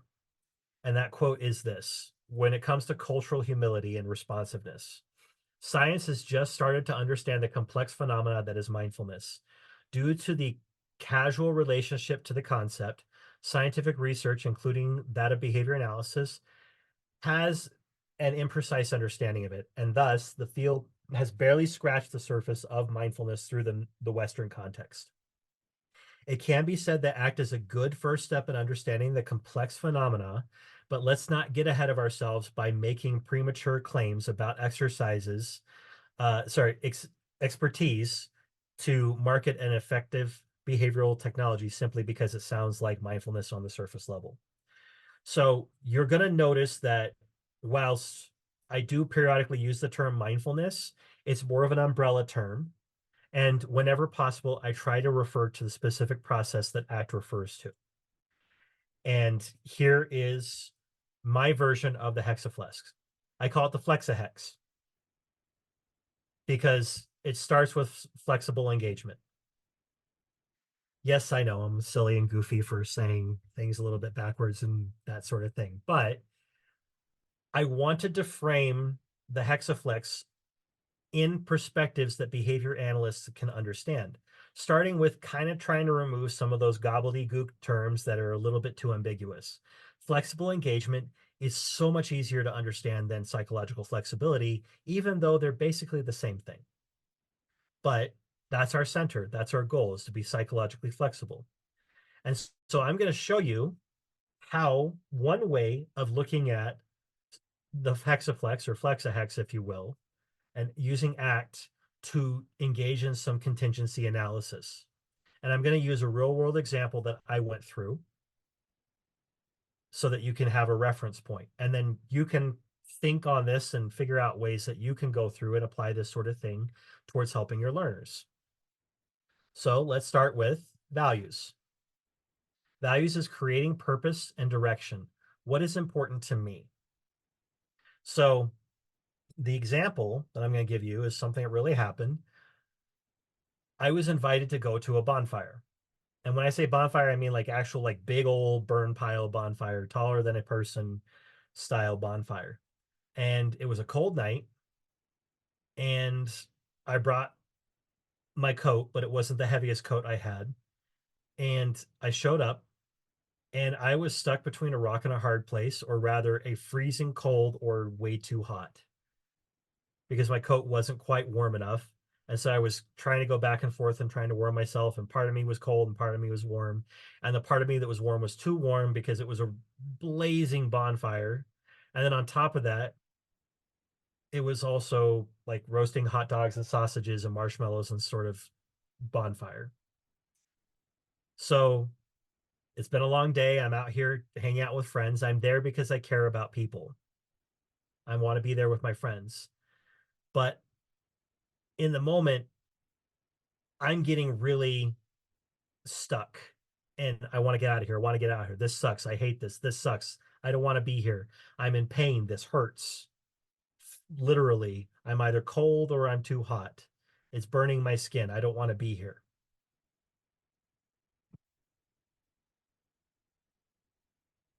That thought was actually going through my head when I was trying to also roast a hot dog, by the way. So I was literally too close. It was really hot. That heat perception was up there, and definitely a raw nerve for me. So first thing I did is I recognized that I needed to take a step back. In this case, literally, I literally stepped back. What do I need to be able to put space between me and the struggle point? That was the question I asked myself. Not necessarily in those exact words, but I was like, oh, I don't have to be right next to the fire. I can be a little cold for a minute. So I took a step back. I defused, literally and figuratively. I also had to learn to diffuse or disentangle from the negative thoughts. I realized I had to be present. I needed to be aware and engaged with now. What and where am I focusing on? And I realized I was focusing so much on how much it hurt that I wasn't noticing the other factors that were going on in my environment. So then I put myself and others in context. And the question I put in here is, do I and others have permission to be human? Is it okay for me to feel that pain? Yeah, it is. There's nothing wrong with it. Yes, I was engaging in some self-shame cycles of why you being such a baby, because that's one of those relational frames that I had been taught, because it had been literally and figuratively said to me my entire life. But I engaged in some self as context, and I was like, do I have permission to be human? Oops. Did I skip a step? I did. All right, go back. So, oh, no, I didn't. I just put it in the wrong spot. Okay, acceptance should be right here. So then I had to engage in some acceptance. I had to learn non-judgmental awareness. Can I experience difficult situations willingly? And the answer was definitely. I can definitely experience it. Yes, it hurts. Yes, I'm cold. Yes, I'm hungry. All these things are true. They're not bad. They are. Now, I want to point something out. This is the most critical error that behavior analysts and therapists make when using acceptance commitment therapy with neurodivergent individuals or disabled people. Acceptance is not the same as resignation. Acceptance is not the same as resigning yourself.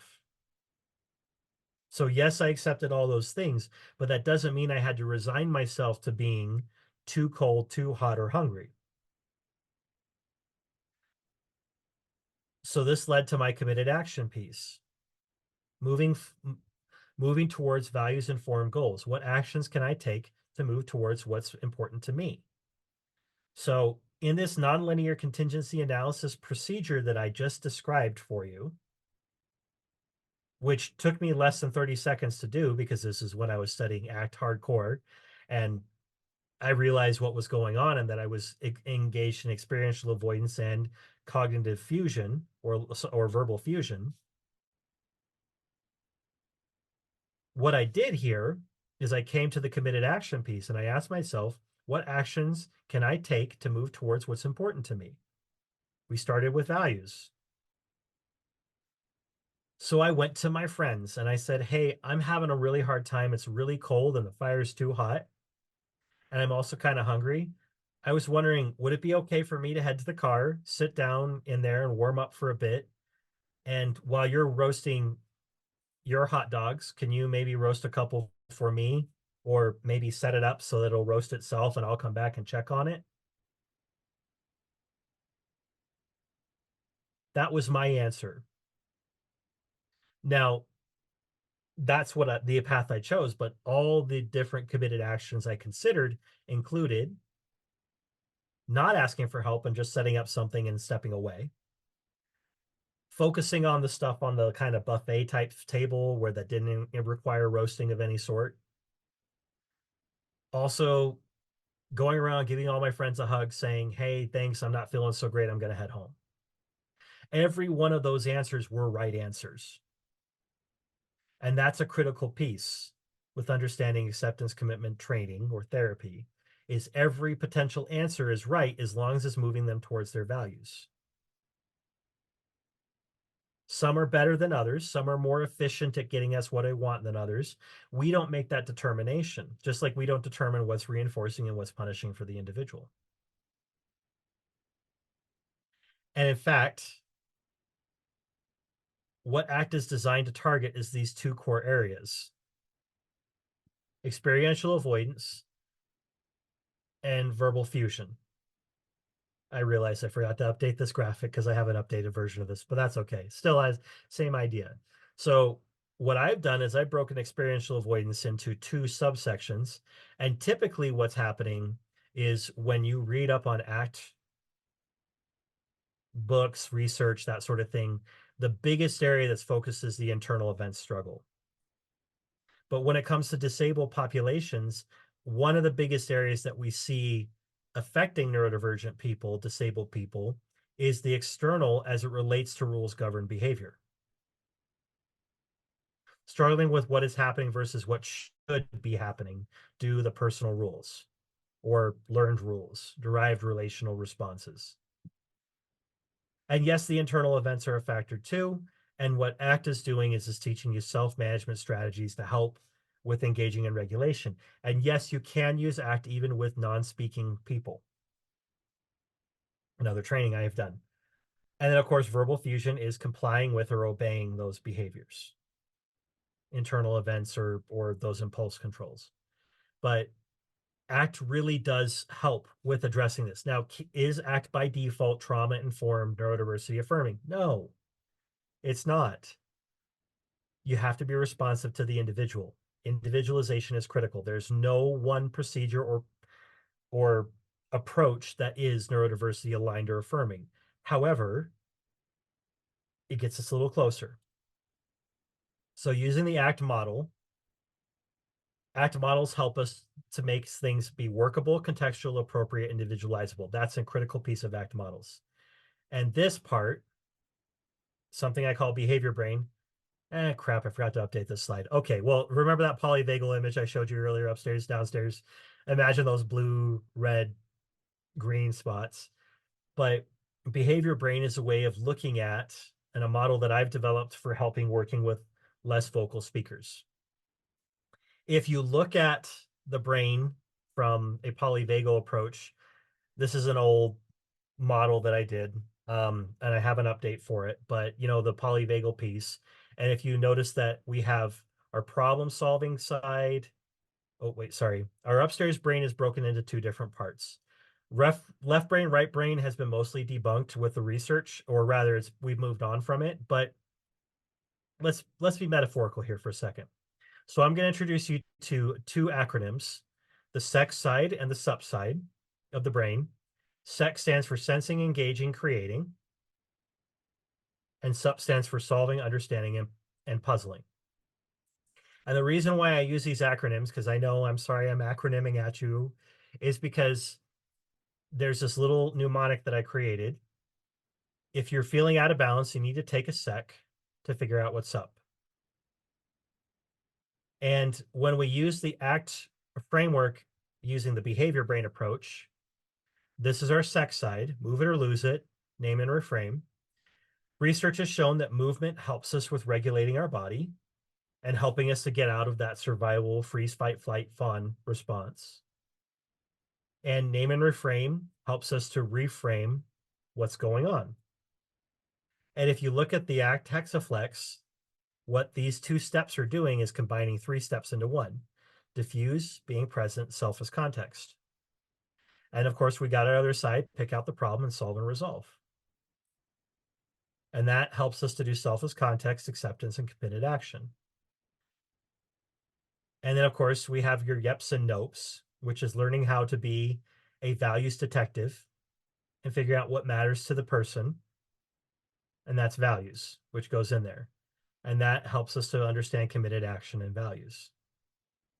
So if I move it or lose it, which is just doing some sort of movement action, and it can be as simple as gross motor movement, stretching, yawning, jumping, flicking, rubbing our hands together, hair, clothes, whatever.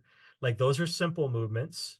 Or it can be as complex as, I'm about to make you move without even realizing it. If you're listening to my voice right now, you're about to move and you're not going to move a muscle, or unless you decide to move a muscle.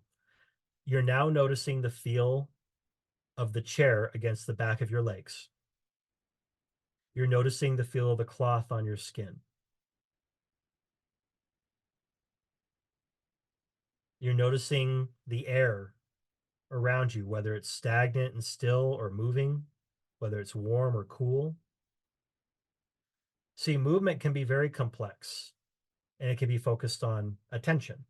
And that is movement because our brain is moving. Our neuroception is occurring. And now we did some intentional awareness of that. So that's move it or lose it.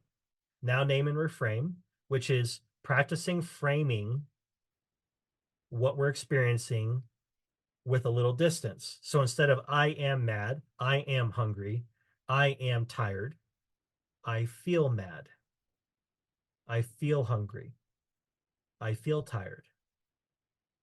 And if you have a non-speaking learner, that's okay, because you can use your languaging, your tacting. Oh, it looks like you're feeling tired. I think you're feeling frustrated. See what's happening there? That's a soft skill, but it's a hard skill too. And we can show that and model these skills. And then, of course, we've got our pick out the problem and our solve and resolve. And we can do that. We can have kids do it, and we can also model doing it for them and show them, regardless of whether they're speaking or not. And you can use AAC to do this too. It takes a little practice and shaping, but you can do it. But pick out the problem. Pick out the problem. What happened with me? I'm noticing that I'm too hot and I don't have the right jacket, so I'm also too cold. And that's frustrating. I'm feeling frustrated. I just did a name and reframe right there in combination with pick out the problem. Solve and resolve. What are the steps that I can take? What are the committed actions that I can do? I've used this approach with so many kids. And I even use it with my daughter, who is not even one. Because me as the parent, I can still model and apply this and model for her emotional regulation and ways of working through these things and ways of problem solving. And instead of falling into the pathology paradigm, the supremacist paradigm, the dismissive, you're not valid for feeling and experiencing what you're feeling. Instead, it's a matter of shape, teach, teach, teach. And in fact, there's acceptance commitment therapy research that shows that training parents and then having parents model ACT works quite effectively at helping the children. Here are two really critical tools that I highly recommend. And I even have them in shortened URLs, so it's easier for you to take a screenshot or a picture or quickly jot it down, that I highly recommend. And then, of course, I have a behavior brain training that I've done. Mindful Behavior has it on our website, mindfulbehaviorllc.org. It's languaging skills to help children learn, which goes into behavior brain and gives you more examples of this. ACT for Treating Children is really good. It is from a therapist perspective, so we have to make sure we're operating with our scope. Same thing for Thriving Adolescent.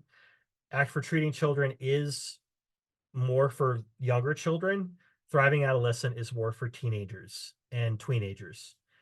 Both of them are highly effective. I recommend both of them. And the important thing is models are models. So for the ACT for Treating Children, they have the KidFlex, which is another ACT model that's focused on kids. Highly recommend it. Love it. Thriving Adolescent is the DNAV model. Again, it's a model, and it utilizes acceptance commitment therapy training based research, and it's very, very effective. But you meet the needs of the learner, so make sure you're matching up to them. And of course, ACT follows the 7 dimensions: generality, effective, technological, applied, conceptually systematic, analytic, behavioral. ACT is verbal behavior and self-management applied. And in fact, that's the name of the presentation that I have done and I want to redo because there's updates I want to put to it. Acceptance commitment therapy, verbal behavior, and self-management in action. So if you want to understand ACT from a behavioral analytic perspective, this is a deep dive. I do not recommend this for beginning behavior analysts, by the way, but it's very effective. Okay, one of the last few areas, I know we're getting close to time. I want to make sure I'm conscientious of your time. Community-informed practice. This is emerging research from Vanderbilt University. I have permission from the creators of this slide to share this in this presentation. Community-informed practice adds that extra layer of relevant community members, that blue layer here. Direct consumer is the person we serve. The indirect is the parents, the learners, the teachers, right? Relevant community that's the people who belong to the ethnicity, diagnosis, their neighborhood, their community.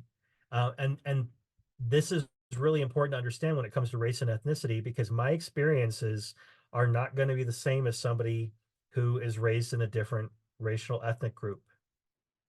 So make sure that you're listening to more voices than just mine, especially listen to BIPOC voices, please. And there's been and still is more research being conducted on this community informed practice. And of course, we have practical functional assessment, PFA. Remember how I mentioned that earlier?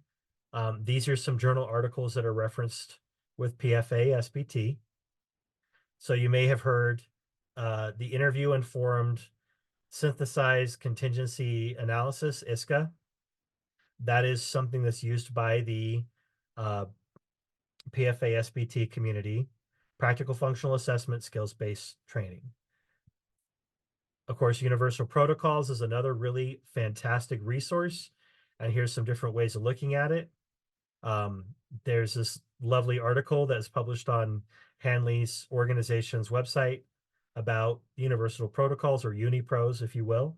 And of course, the Daily BA has some fantastic exposure to Universal Protocols. If you haven't tried utilizing them, I highly recommend them. Last but most certainly not least, assent-based practice. Assent, definition, noun, expression of approval, a loud murmur of assent.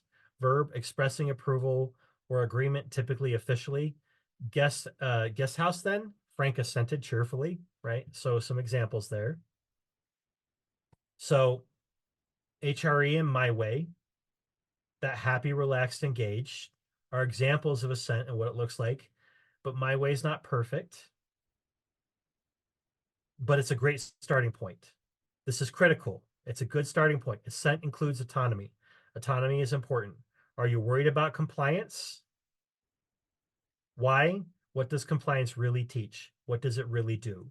We want collaboration. Are there certain things where, because of the circumstances, we have to worry about safety? Yes. Yes, yes, yes, yes, yes. Again, I'm not going to tell you what is neurodiversity affirming, because you have to be the one that does the social validity checks, not me. I can't be everywhere at once, even if I wanted to be, which I don't. That's exhausting. This is about asking yourself these questions and trying to understand. And in fact, Israel Golddiamond, which again, love his work, introduced us to the concept of degrees of freedom. And how you calculate degrees of freedom is the number of choices minus 1. So n minus 1. And the easiest way to calculate it is if you put your hand up, if you have 2 choices, you have 1 degree of freedom. 3 choices, you have 2 degrees of freedom. 4 choices, you have 3 degrees of freedom.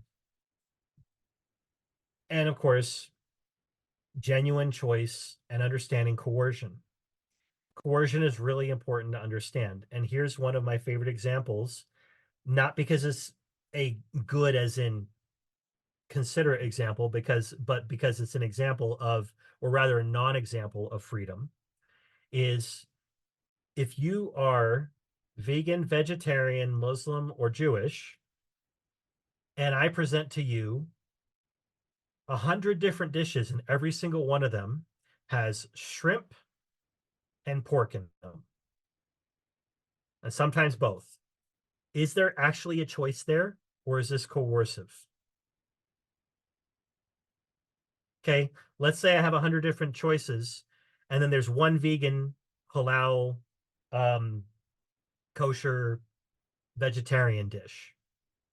Is that actual choice?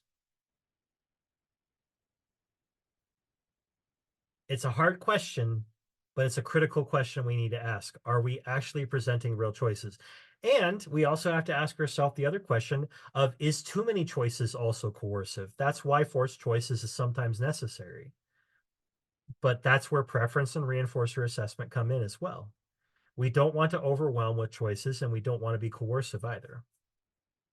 Again, I'll say it until I'm blue in the face. No one procedure or practice is neurodiversity affirming or trauma informed or XYZ, right? We have to ask these questions and engage in social validity checks ourselves. And sometimes they're clear cut, and sometimes they're harder to understand. And we have to try to suss it out. Enhanced choice model. I mentioned Adithu Rajaraman. There's how you pronounce his name or spell his name, Adithyan. And of course, that's where you see where his nickname comes from, Dithu.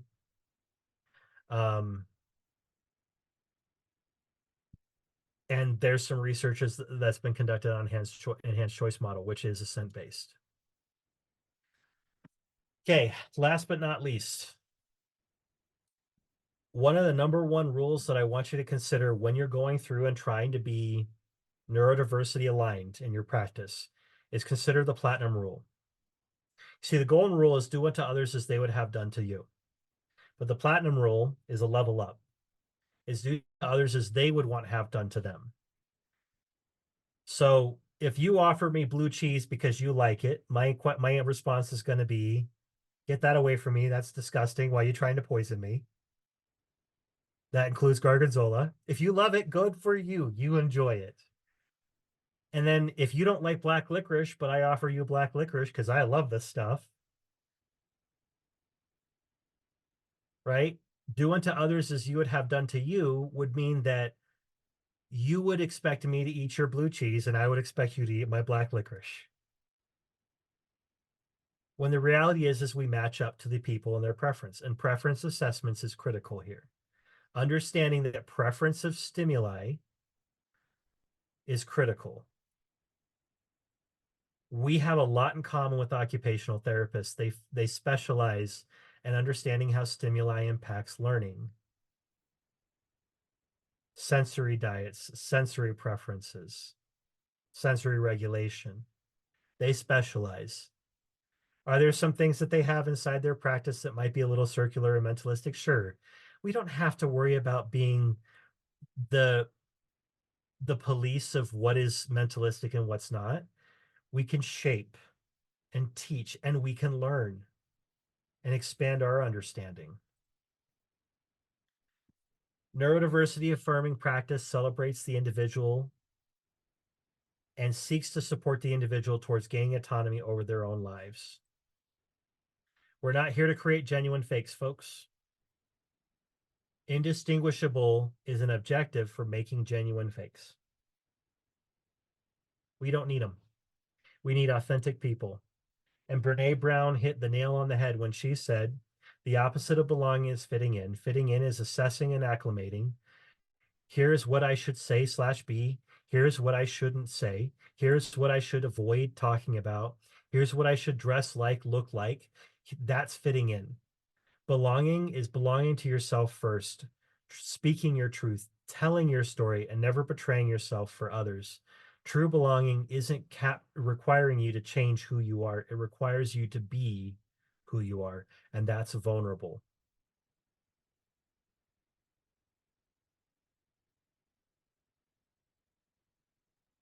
Is your work uplifting and building, or suppressing or controlling? Is your work that of an ambassador or a conqueror?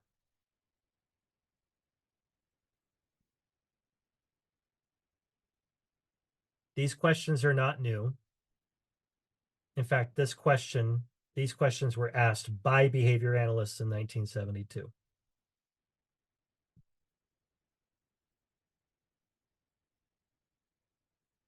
This is a literal quote that was said to me by a parent. You are the first professional to show me that my child is amazing and perfect just the way they are. When I started seeing that truth, everything changed. And everything did change for that family because they saw that connection and it became a collaboration.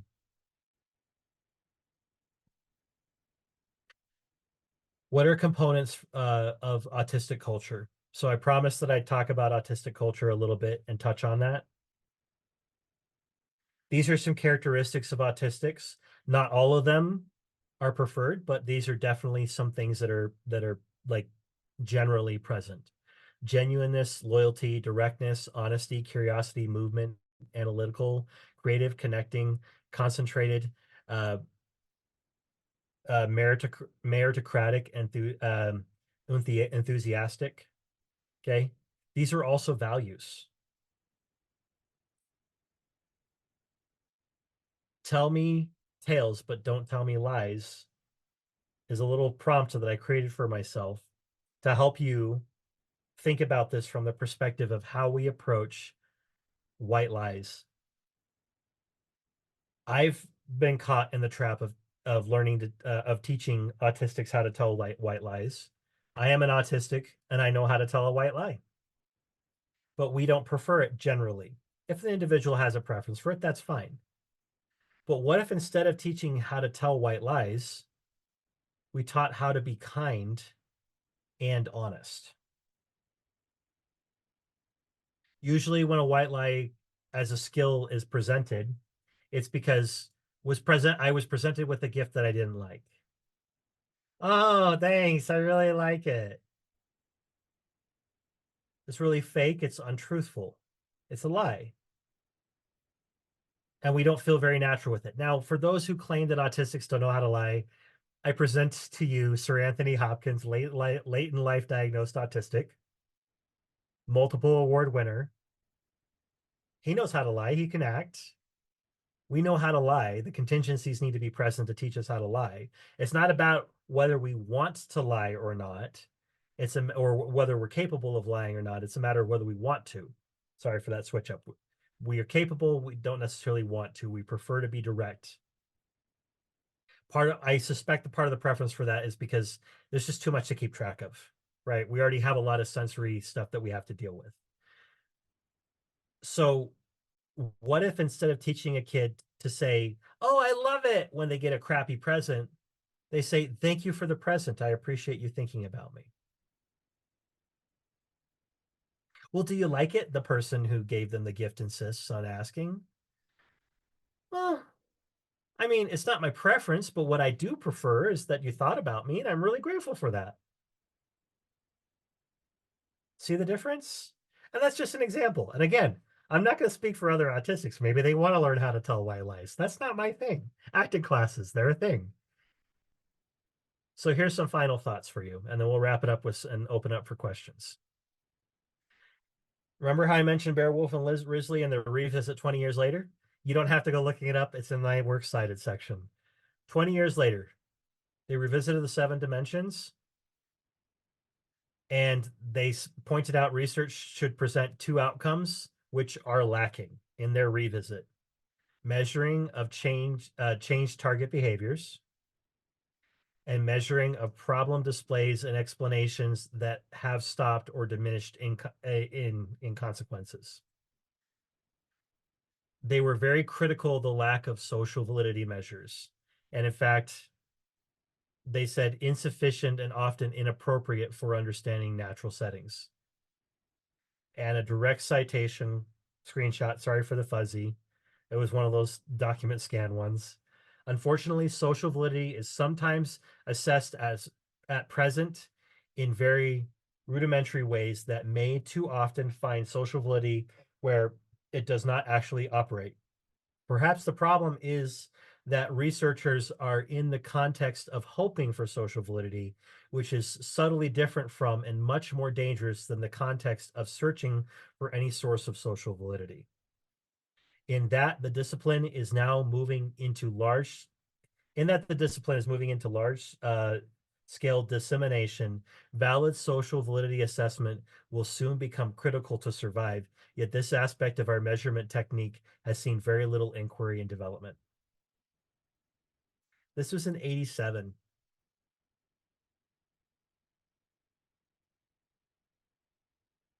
This paper is almost as old as I am.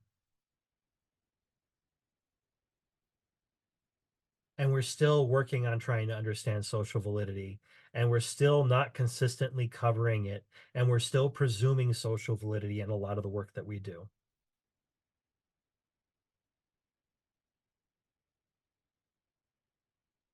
Is the social validity of indistinguishable as an objective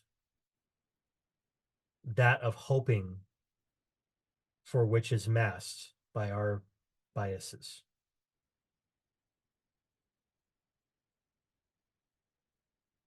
Is our hope masking true social validity? And can we engage in those hard conversations with ourselves and others?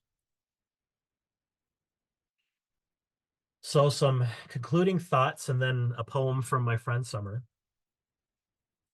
Autistics and other neurotypes want to be seen as people first and always. Community-informed practice centers this.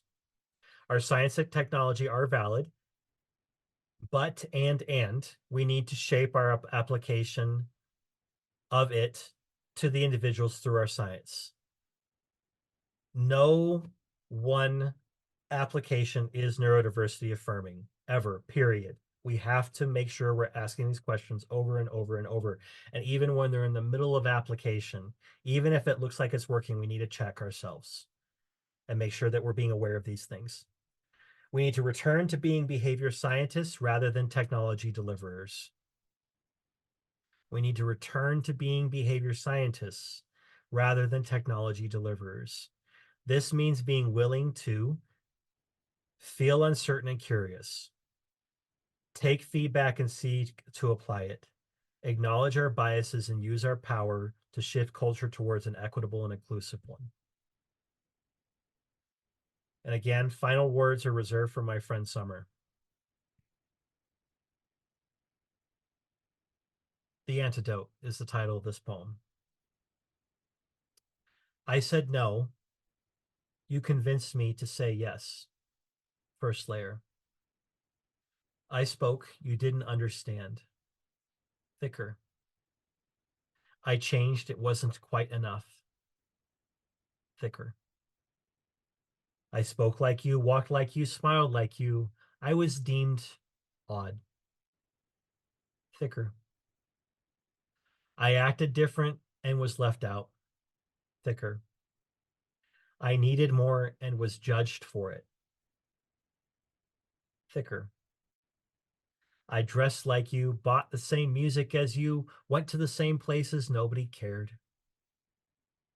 Thicker. I shared cool facts, funny puns, obscure science findings. You humored me. Thicker. My talents, commodified. I became numb. Thicker. It feels like this is killing me. Who is me? Do I exist? Cracks. I said no. You said, when and if you're ready. Peeling. I spoke. You tried to understand. Peeling. I refused to change my innate self, and you found me interesting. Peeling. I spoke like me, walked like me, smiled with my eyes. You found me comforting and real. Peeling. I acted different. You called me in and showed me how to manage. Peeling. I needed more. You accommodated. Peeling. I dressed for comfort, shared different tastes than you, stopped going to all the places. Peeling. I shared cool facts, funny puns, obscure science findings. You engaged with me. Peeling. Healing. My talents, seen as self-care and not for productive value. Peeling. Healing. It feels like I'm living. I love this me. I belong here. Breathing.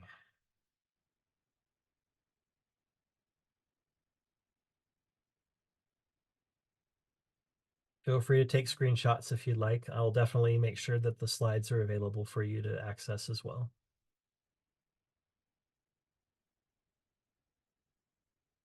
I'm about to move on to the next slide. There's a lot of sources. I think there's 3 total slides, maybe 4.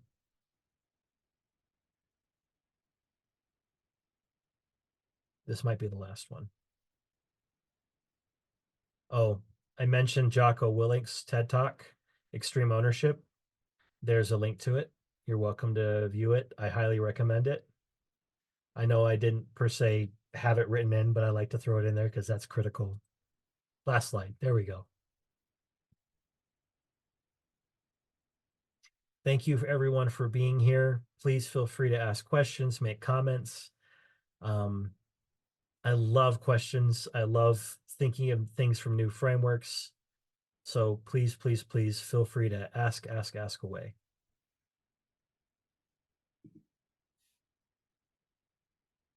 Hi, Brian. Thank you so much for being here.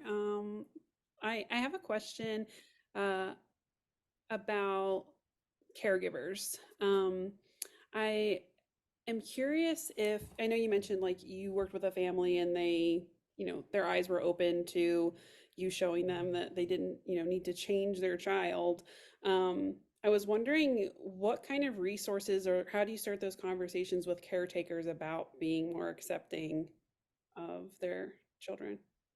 I always, always, always start with telling the parents that I don't do parent training. I do caregiver coaching. Hmm. I say, you are a parent, you know how to parent. I don't need to train you how to parent. I'm a coach. I'm here to help you. I'm here to overcome the challenges that you're facing. You know how to parent, so I don't need to tell you how, but I can show you some ways to make things more effective. That tiny piece at the very start changes everything Hmm. because it's empowering the parents instead of disempowering them, instead of taking things out of their hands.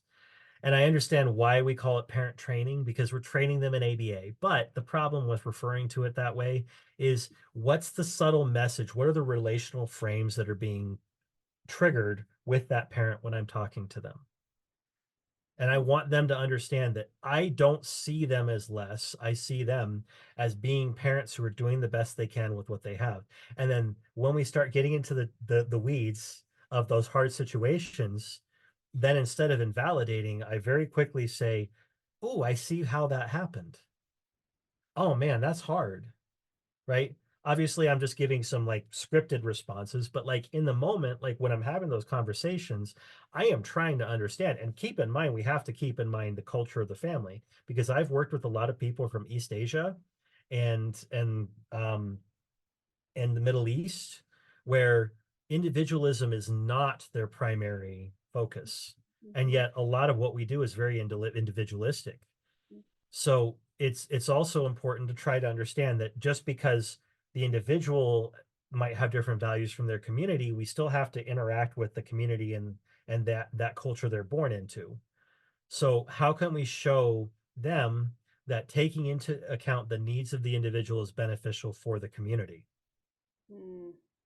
And you may notice that this presentation was kind of a micro version of that because my job here was to convince everybody present that neurodiversity is for everyone.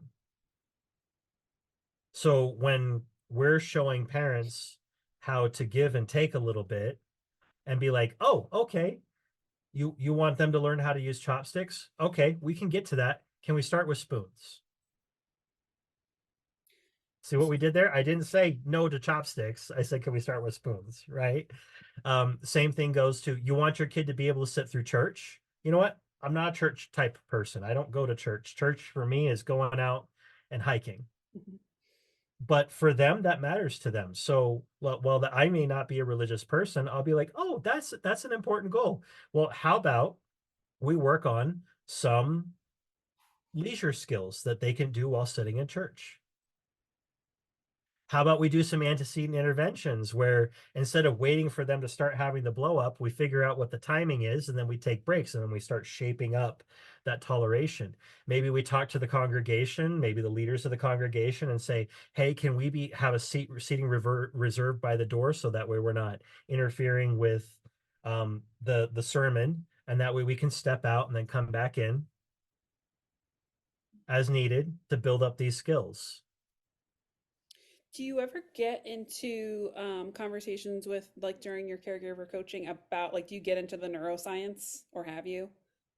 Yes, and I make sure that I'm matching their understanding and speaking at their level. Hmm. So like I'm not gonna, like, the way that I was speaking to everybody here, I'm not gonna do that with them, but I am gonna shape, build up. That being said, the neuroscience-y bits, because of popular culture, are more understandable and a little bit more accessible to the vast majority of people in our culture compared to the behavior analytic piece. So a lot of times I actually find myself using neuroscience and working backwards to behavior analysis. Mm-hmm. So when I'm talking reinforcement and reinforcement contingencies, I they usually understand building neural pathways first. And then I teach them, oh, that's what reinforcement is. It's building that pathway. It's strengthening the pathway. It's making it so that they can make the connection. It's creating the muscle memory. It's actually neural memory, but we're creating the muscle memory. Um, and it's very contextual. It's very to that person. I've had parents where it was just like, oh my gosh, they want to deep dive in. And they're looking up research and bringing it back to me, and we're having these excited conversations. At least two of the articles in this presentation came from parents who found them and brought them to my attention, just so you know. But then there's other parents who are like, they're exhausted, they're masking, they're pushing through to the end of the day, they're experiencing burnout. So I'm going to match their needs contextually. Um, are there things where I very definitively put 100% put my foot down and say, no, I'm not going to target that? Yes. Mm-hmm. I've had parents who are like, I want them to stop stimming. And my response is, are they hurting themselves? No. Are they hurting others? Well, it's annoying. And I'll be like, Yeah. sorry, Mm-hmm. right? Like, I will try to do some stimulus control transfer and maybe help them create some functional equivalent stimming.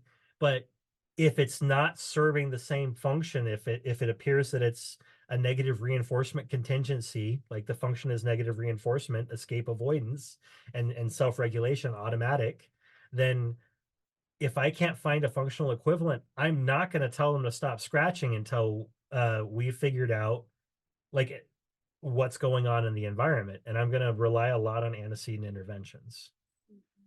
And we have to be flexible because real world, like if we put a behavior plan into place that the parents can't implement, we've just guaranteed that they're never going to implement it. Mm-hmm.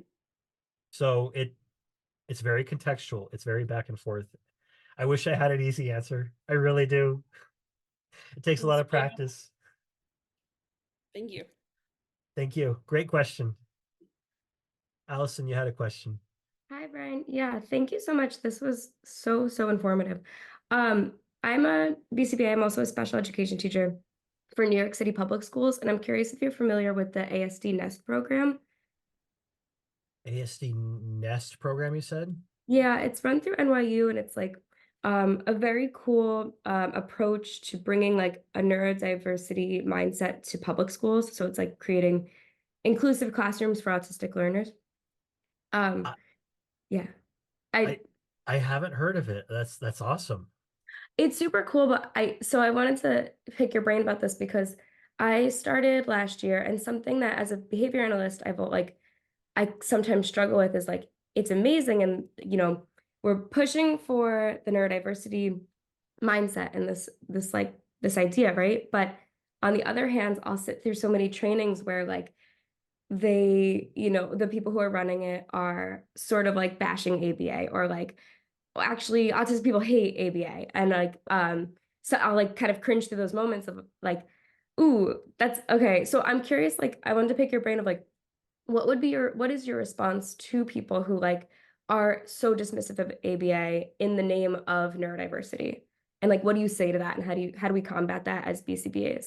So that's a hard question, and I have made a lot of mistakes in this area before I was able to give you this answer.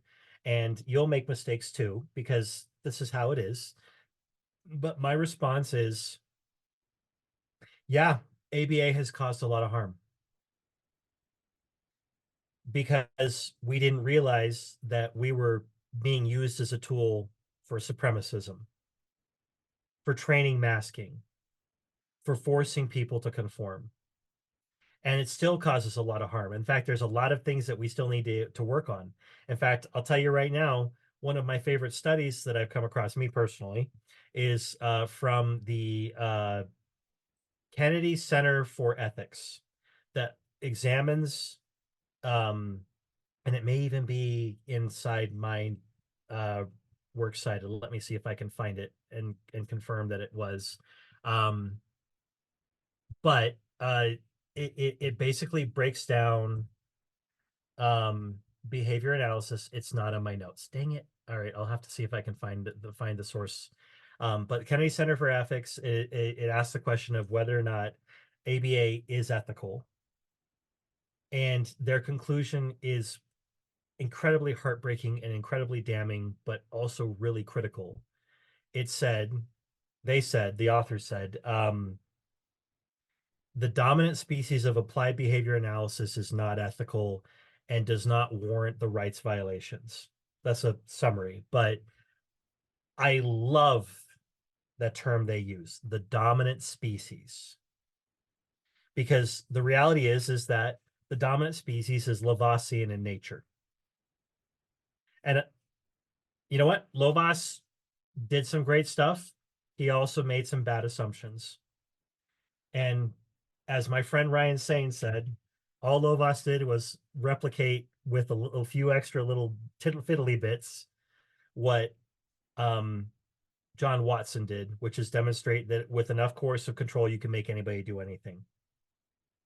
So if we can acknowledge that harm, and then we can take a step forward and say, and here's what I would like to bring to the table. Let's talk about those sensory needs. Let's talk about the neurological needs. Let's talk about how we can help people learn.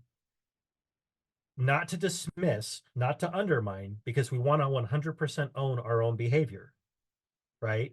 And part of that is also owning what the field has done, because you and I may not have been, slapping kids or yelling in their faces or squirting them with squirt bottles, and we may not be shocking kids, but those have and do happen. So let's acknowledge, let's accept that that is something that's happening. And hey, guess what? We also have significant research that neurology has supported. And then here's some cool stuff that we can do. Here's some neat things that are happening. Here's some new ways of looking at things. And if they're not receptive, that's okay. We can step back. You don't have to subject yourself to abuse. I'm not saying you should, right? Listening doesn't mean we have to speak up and then get beat upon, but we can listen and we can acknowledge and we can be like, all right, well, that's a little logical loop, but I don't have to point that out. Instead, I can ask questions and try to understand. And in fact, it was that approach with lots of stops and starts and lots of failures, by the way, that led to me being friends with two people who at one point were 100% abolish ABA. Tara Vance of Neuroclastic and Oswin Latimer of oh rats. Why am I blanking on their organization's name? Foundations for neurodiverse foundation of something. Anyways, long and short, I'm sorry, Oswin, if you see this, I feel awful. But anyways, long and short, they used to be 100% abolish ABA. ABA is the worst. They still have their concerns, and I agree with their concerns. And I am not saying this is carte blanche to go out and be quoting them and saying they're pro ABA, because they're not. They're pro trauma-informed neurodiversity affirming approaches. And they're working on helping our field be and do better. So I hope that answers your question. Definitely, yeah. Thank you. Cool. Any other questions or comments?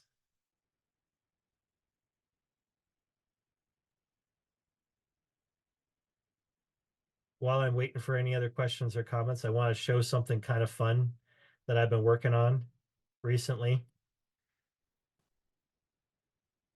A new way of looking at social skills and emotional regulation and sexual education, and seeing how they interrelate. If you hadn't noticed, I like Venn diagrams. So much so that I actually have a shirt that I created that reads, "This might apply every now and then."